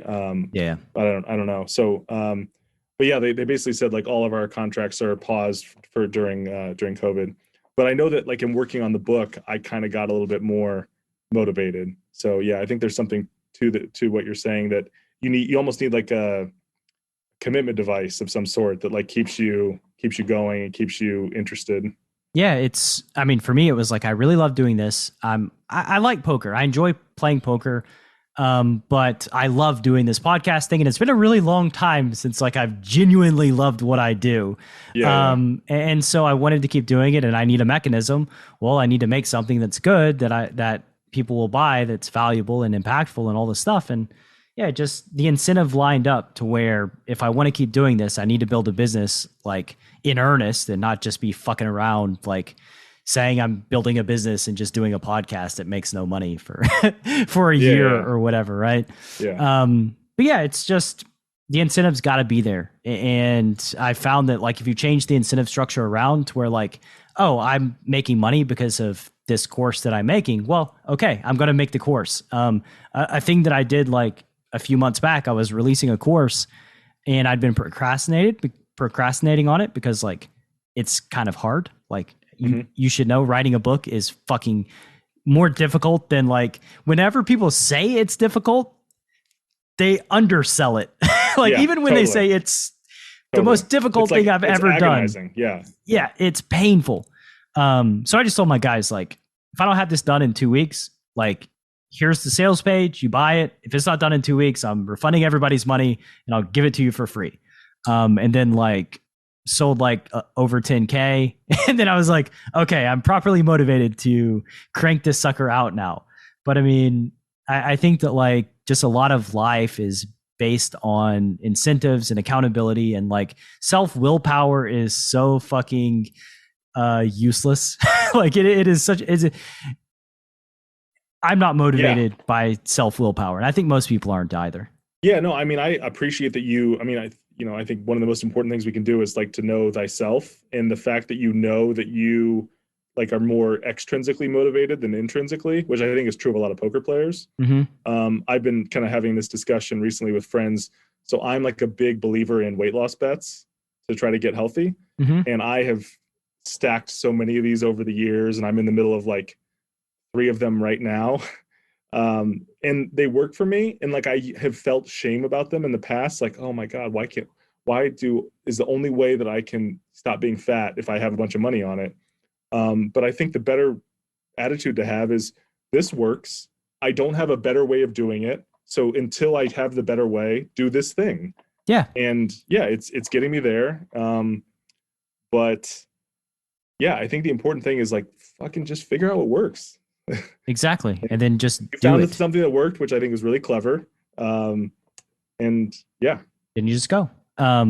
We'll be on the verge of shutting this down.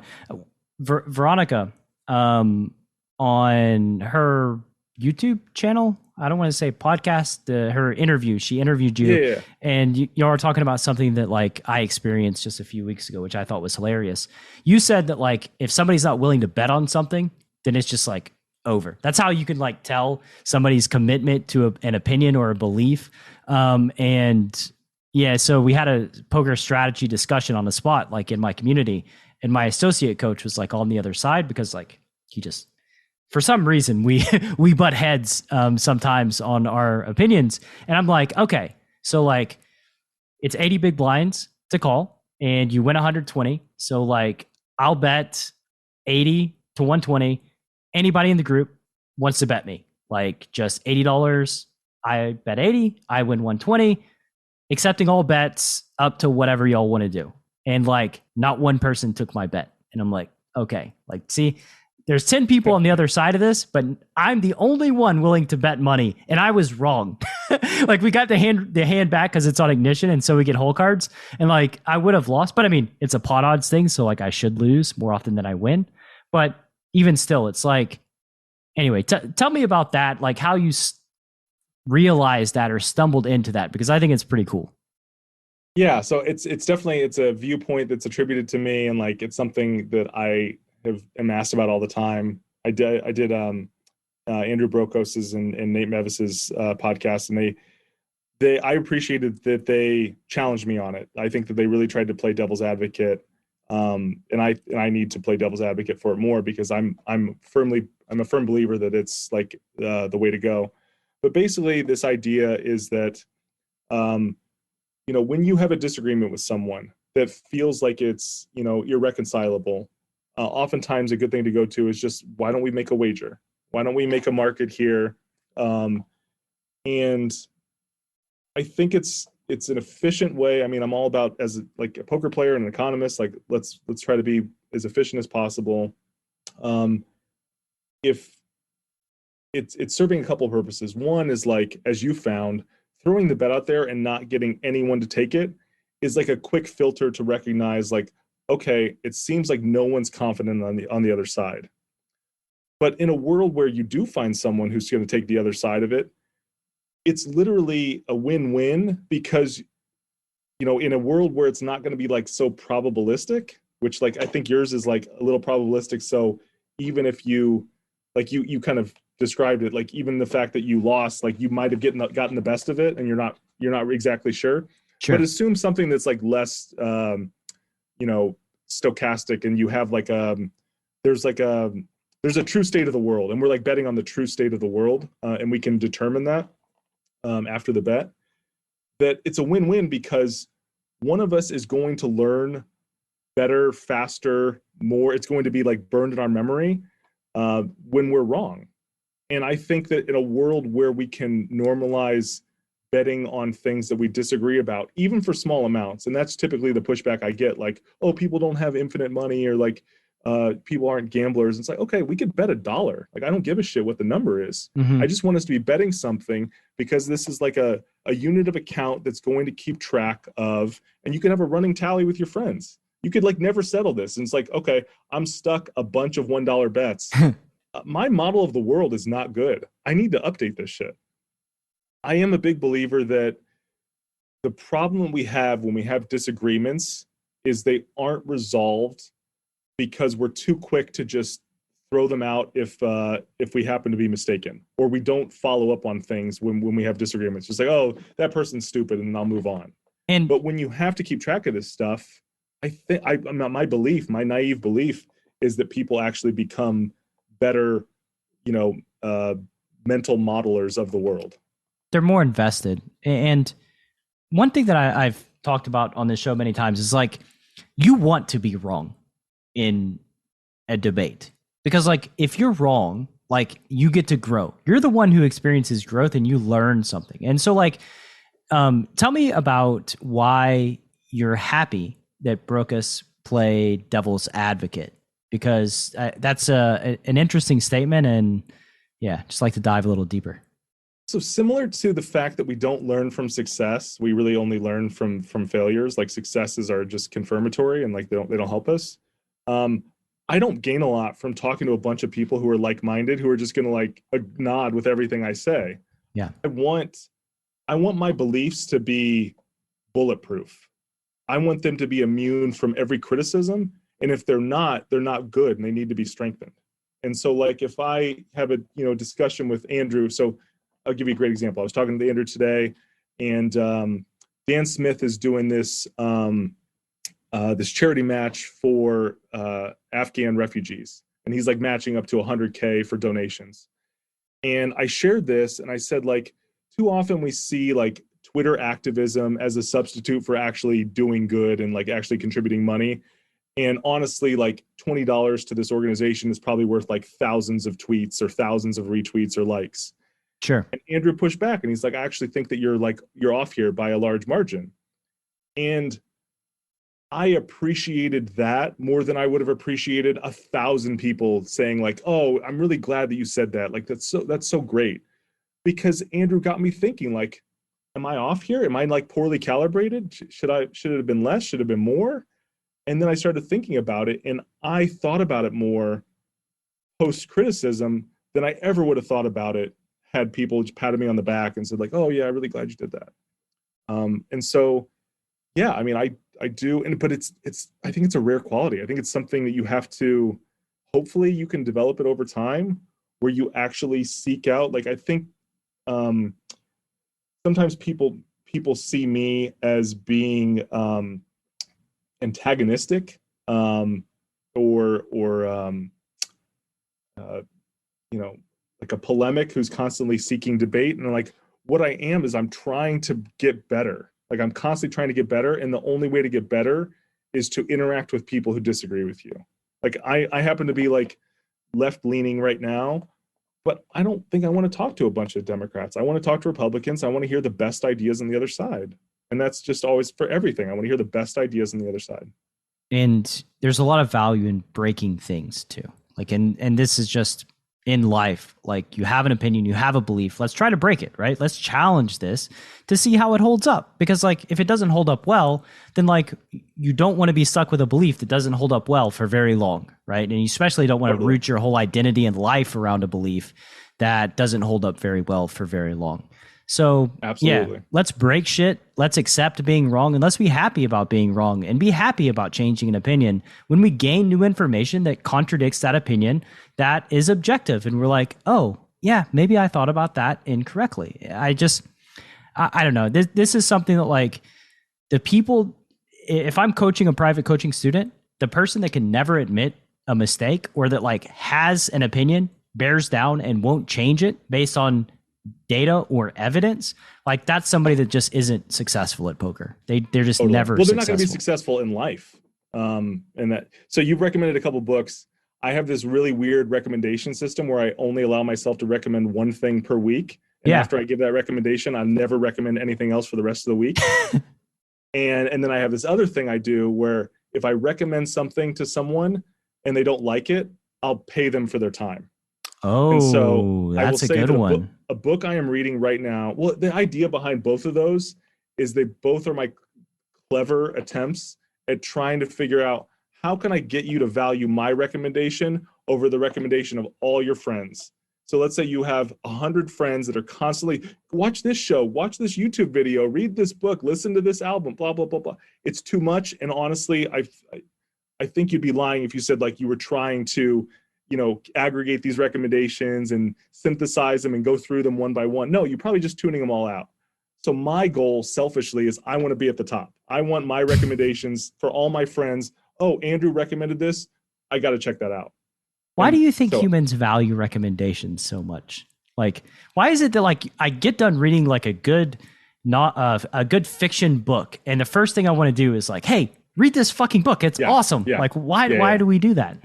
I think at least two reasons. One is we have this terrible temporal bias where whatever we did just now is the best thing we've ever done. And we forget things that we did a week ago or a month ago, or God forbid, years ago. No one says their favorite book is something they read when they were 14. It's, you know, oh, it's the book I just finished a week ago. Sure. So there's that. And then I think there is, you know, and this is less cynical, I think that we want to share. We want, I had this great experience. I want to share it with this other person, or I want to talk to them about it. I mean, that's why I have tried to start book clubs over the years, because the only thing better than reading a book is like enjoying it with friends. Absolutely. So anyway, the book that I want to recommend that I think hits upon some of the things we've talked about, is called The Scout Mindset by this woman, Julia Galef, who's a fantastic Twitter follow and a great author. But the Scout Mindset refers to this dichotomy she describes of you can either be a soldier or a scout. And a soldier is like someone who's like tribal, who is like fighting for their side, like has an emotional attachment to their views and positions. And a scout is like the person who's trying to make a map. And they're like, oh, I just want to see what's out in the world. And I'm like kind of the exploratory mindset that we kind of talked about earlier.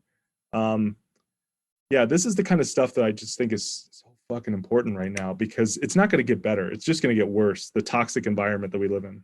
Yeah, you're right. And especially with like, I think there was the Sam Harris podcast on like deepfakes. And I was going to mention this, by the way, when you talked about not believing anything, like that's what equilibrium is. Like they go deep into that and talk about like basically misinformation campaigns and deepfakes and all this stuff. And the end goal is for you to not believe anything. The end goal is apathy, right? Yes. And as soon as they said that, scare me a lot. I was like, holy fuck, like I'm the apathetic one. Like I'm the person that they're talking about, because I'm just like, whatever. Like it's too much trouble to get to the root of anything. And oftentimes when you do, it's just like, it doesn't help. Like when I learned about like the absolute effect versus the relative effect, like I upgraded my own knowledge, but like nobody listened or cared. So I wanted to in the moment, I wanted to compliment you on that, because I actually think that that's a really interesting topic. And it's something that most people don't know much about. And I was thinking, God, how cool would it have been if he had like written a TweetStorm explainer on absolute versus relative risk? I don't have that kind of confidence, man. I just learned it. So hold on a sec. But you went from like what? Like, so I like to think about knowledge as being like on a spectrum of 0 to 10. You went from like 0 to 7 in an hour. Yeah. Okay. Something like that. A 7 can bring up all the people 0 to 6. That's a good point. And there's huge value there. I follow there's like a Twitter bot that basically looks for news headlines where absolute and relative risk is confused, and they like blast it out, and it's like, I want to say it's like all caps, like Hulk or something like that, where it's like Hulk angry, relative risk is this, absolute risk is this.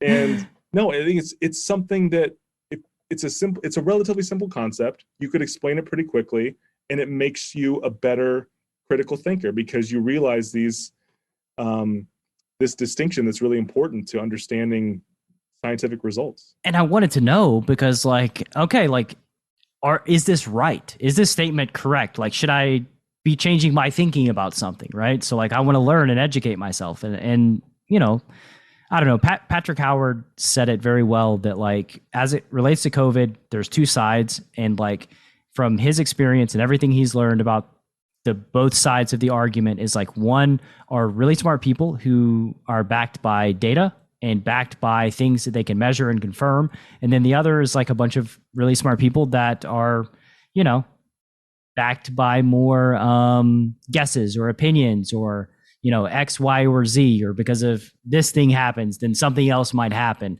where it's just like kind of conjecture and opinion and noise. And like, yeah, just really think about who you're listening to and try to objectively analyze all the things. And I could change my mind on the vaccine given the right data. Like, I don't know that I don't know that that'll happen, but like, yeah, I would. Yeah. I mean, I think it's really important whenever you're like debating someone, or debating is too strong. You're having a discussion with someone and you guys don't perfectly agree. I find that trying to find a few things that are reasonable from the other person goes a long way. So like, I am bending over backwards to engage people who are anti-vax or people who are skeptical. This drives me. Poker players should know better. Like, poker players should know better that in the world of like influence, you don't just fucking hit people over the head with a hammer and insult them, their intelligence, and call them names. That's never influences anybody. Like, you're playing a game here.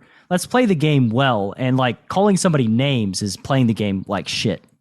But we're human, and like, everyone does it. I mean, imagine if you were like Tommy Angelo, and instead of like trying to, you know, sweet talk people, you were like, stop tilting, idiot. Why are you fucking tilting? God, don't be so stupid and give away money. Like, that's not effective. But, you know, I think it's really easy to fall into that trap and it relates to this whole tribalism thing. And like, we want to fight, like, we're wired to fight for our side. Yeah. You know, it's like we're going to war, but instead of for our country, we're going to war for a fucking idea. And it's kill your identity. This is like, you know, most cognitive biases are rooted in your identity and how you see yourself in the world. And so like, the more things you attach yourself to identity wise, the more biased you're going to be.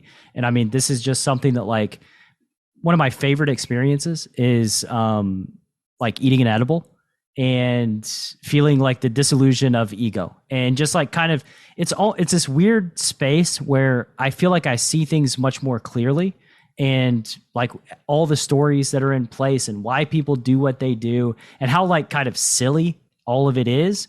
But yeah, like I think that we root our identities in too much, and the reality is we're just some bucket of awareness that has like this avatar body going through life, and we were born with a bunch of random features.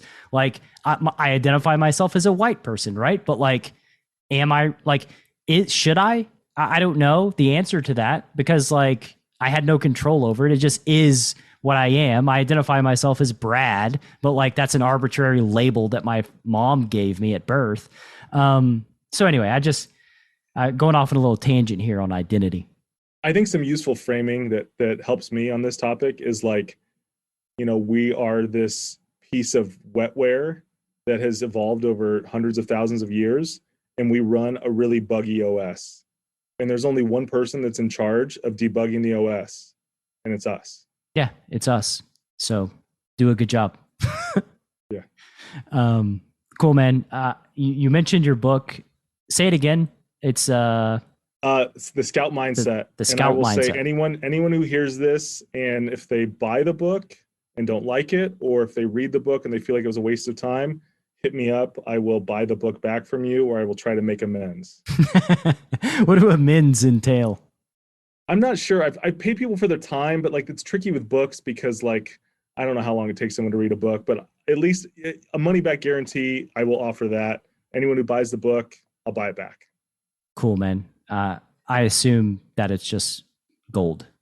And one thing, yeah, on that topic of like recommendations, one conclusion that I've come to is like, I think the one thing that we tend to value as humans are memories. And when we have a memory that we associate emotion with, that we enjoy, like you said, sharing is operative. We want to share that memory, that experience with somebody else. And that's where like the recommendation engine comes from. But I love how you incentivize it, because so many times I'm like, I watch a documentary or something and I'm like, fuck, this would help so many people. Like, watch this thing. And I can't pay them to do it, but maybe I should.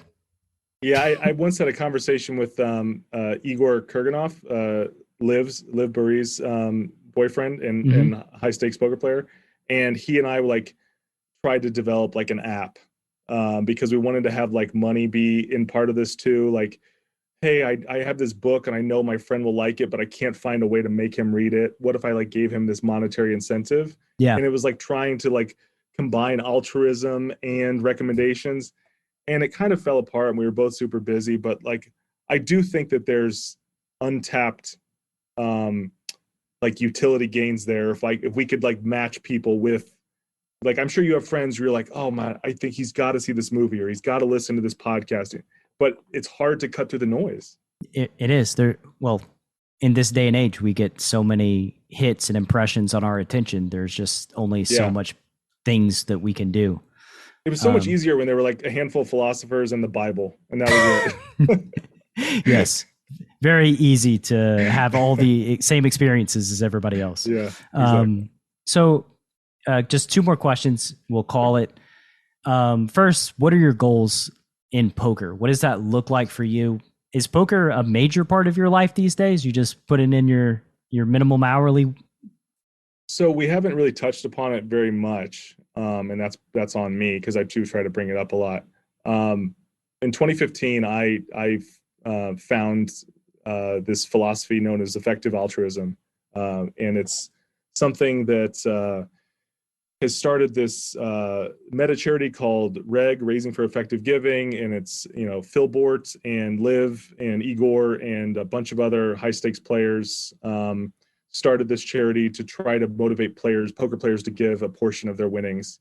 And I found this and totally bought into it right before I won my bracelet. And so I gave a bunch of money that I won to charity. And this is from someone who I'd never given more than $10 to charity in my life. And then I gave six figures to charity. So hopefully that impresses upon people like, oh, wow, I can't believe that's a big change. I wonder what there is to that. And so all my goals related to poker since 2015 have been, how can I make more to give more? And that's kind of how I think about it. Every year I try to give as much as I can to charity, to a specific type of charity, basically the most effective charities in the world. Have you, because that's a big thing.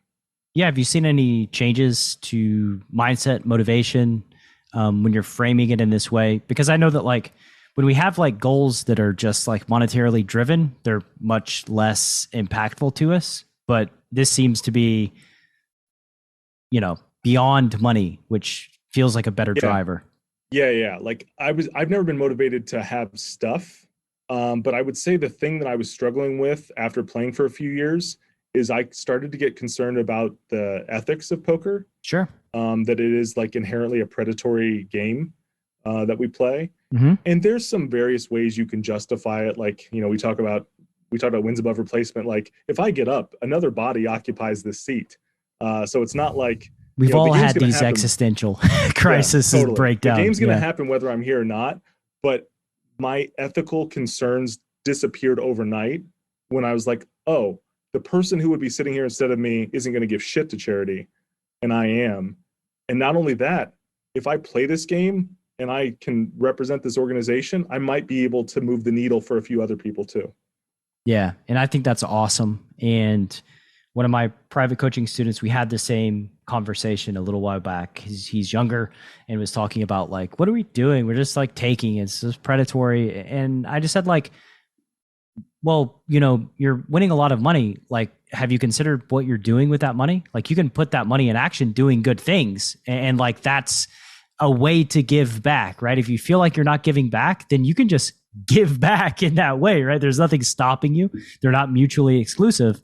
And he was like, oh shit, you're right. I was like, yeah, and that's sort of like, if you're a high stakes poker player that has these existential thoughts, consider giving back, doing something that you think benefits humankind, that gives you fulfillment and that makes you proud. What's been so awesome is the exact type of skills that are associated with success in poker are like highly correlated, if not perfectly mapped, to the kinds of thinking that leads to wanting to give to charities that are doing like the most good, like on a per dollar basis. And so it's just been awesome to see the high stakes community over the last decade has totally flipped on this. And now they're all about, in much the same way that like every poker player is like meditating and doing yoga and eating well, like at the highest levels, a lot of them are giving a substantial amount of their money to charity. And it's been so cool to see, a field that was so full of like vice and degeneracy has like embraced all these really like healthy, good things. It's so cool. It's so easy to defend poker now. And I think inherently, like I said, we've all had these existential thoughts. And I think it just stems from like understanding people and psychology and empathy and just all these things, which also leads to like loving people and not wanting to hurt people and like feeling their pain when you stack them in a big pot or whatever it is, which is like, then you kind of feel gross about like winning a pot. You're like, ugh, I don't know. You know what I'm saying? So basically, yeah, it makes sense that this would have taken off like wildfire, because I think that, like you said, it's in alignment with who most high stakes poker players are, to my knowledge. And we're all looking for that, right? Like we're all looking for some sort of fulfillment and some sort of way to affect change and help and make people feel better, provide them with more resources. And especially because like, we do take a lot and we don't exactly give a lot back to society or the world. Yeah. I'm hoping that like at some point in the near future that I can just be like the businessman that like regs the tournament, and then like when he binks it, just gives it all away. Yeah. Barry Greenstein it. Exactly. Start Barry Greenstein in it. Yeah. Cool, man. So final question. If the Chasing Poker Greatness audience wants to learn more about you on the World Wide Web, where can they do so? I would say that I conduct most of my business on Twitter. I think it's a fantastic medium. I just feel like I'm such a shill for Twitter lately that I think it's It's better than all the other social media platforms for a variety of ways. But I think the way that I always try to sell Twitter is like, in what other time and medium would I have been able to interact with multiple Nobel Prize winners? And I've had like conversations with fucking Nobel Prize winners, and that's insane. That's so insane. It's so amazing. But I've made so many friends there. I think that if you're, as is always the case, you know, you have to be a good curator of your feed. You have to block toxic people or mute them or whatever. You get good at this, but man, you can, I'm a better thinker. I'm a better person because of my interactions on Twitter. Awesome, man. And so Twitter for me, what's interesting is like, I didn't give a shit about Twitter for like years. Like I was like, whatever, just like doing business stuff or like promoting whatever. I don't care. And then like, you know, Galfond and Kuhn and other crushers like followed me. And then all of a sudden I'm like, fuck, now I can't like just blast out spammy. Like I've got to actually like think and like, I can't just say something. It's just like your course that you sold before you finished it. You're like, oh shit, I got to do this now. Yeah. Like would Jason Kuhn approve of this tweet? Oh God. Oh, speaking of Jason Kuhn, he had this fantastic tweet today about, it was about like anger and lashing out, and how that reveals like something that we feel deep within us, and processing like trauma. I mean, this guy has been through some shit. I remember I was like hanging out with him at the World Series once. We were like in the steam room together, which sounds weird, but I'm just like, I'm remembering the scene, and he talks about how like he did it was like acid or MDMA or something, and it like helped him to process his childhood trauma. And I was like, what childhood trauma? He's like, oh yeah, my dad tried to stab me when I was a kid. And I was like, holy shit, this guy's been through some stuff. Yeah. But I mean, to your point, like going through shit, having mistakes, having like being broken, you come out in the other end so much stronger. And that guy is strong in every possible way. Yeah, he's just a good human being. And I think ultimately that's what matters. And yeah, he, again, somebody that just overcomes problems and like is like, okay, I have this problem. How do I deal with this? How do I cope? And there's a lot of, I mean, speaking of MDMA, like there's a lot of therapeutic uses that are being found these days, which is pretty reassuring. Speaking of effective charities, I know there's a charity that's trying to fund research in this area of dealing with various conditions that are, I guess, effectively treated with, what's the term? Is it psychotics? No, that's not it.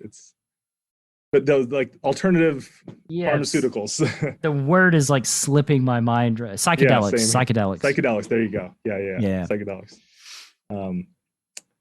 Well, cool, man. It's been great having you on, and you know, I would love to have you back on in the near future. I don't even know if we made it through your poker journey. I know that I didn't ask any of my normal questions, but it was a really great time, and I'm just happy to have you. No, I was happy to be on, and I will say that like I do think that if I have anything interesting to say, it's probably going to be more outside of poker, and I try to find ways to connect it. Yeah. But I think poker players would benefit from like trying to get outside of being like completely poker centric. I know like the more I get outside of poker, just like with your course development, the more you get away from it, like the better it's going to make your poker. And I think for me personally, there's a reason why I do a podcast on the journey of poker and not like the nuts and bolts of like tactics and strategy. I mean, I do like Tactical Tuesday on Tuesday, but by and large, what I love the most is like understanding where people come from, like what led you to this point. You know, speaking of like Jason Kuhn, right? Like what led you here to this person that you are today? Because as somebody that's been in the poker world, I know it didn't happen overnight. There were many iterations, there were many failures, many moments of like contemplation of your life. And I want to know the stories behind that. And that's what I love so much about doing this podcast. Yeah, and if poker greatness is good for anything, it's that it opens doors and it makes you potentially a better person. And that's what I've experienced from poker. It's like it's just opened so many doors. And I find myself in conversations saying like, a great thing about poker is that this, or poker makes me think this way, or this is a really cool concept I derived from poker. And that just comes up so often. I'm just like, I'm so certain that poker has been a huge positive force in my life, money aside. Yeah. Absolutely. It's good for like bullshit detection. It's good for like seeing logical fallacies. It's good for like seeing like, oh, this person clearly is not, hasn't done their research on whatever, or, you know, just doing something perfectly right and the shit hitting the fan and everything fails. And just being able to accept that like you couldn't have changed it no matter what you did, because you acted with the best information you had in the moment, and then the chips fall where they may. And the struggles. I mean, every time you get felted, you die a little bit. And how many times do you get to experience death? I mean, thousands. Thousands and thousands of times. Yeah. Yeah. Totally. Take care, man. You too. Thanks for listening to Chasing Poker Greatness. You can subscribe on Apple Podcasts or on your favorite podcast app. Go to chasingpokergreatness.com to get the newsletter. Join the Greatness Village community, book a coaching session, or dive into the latest data-driven poker courses. Follow the show on Twitter @CPG Podcast.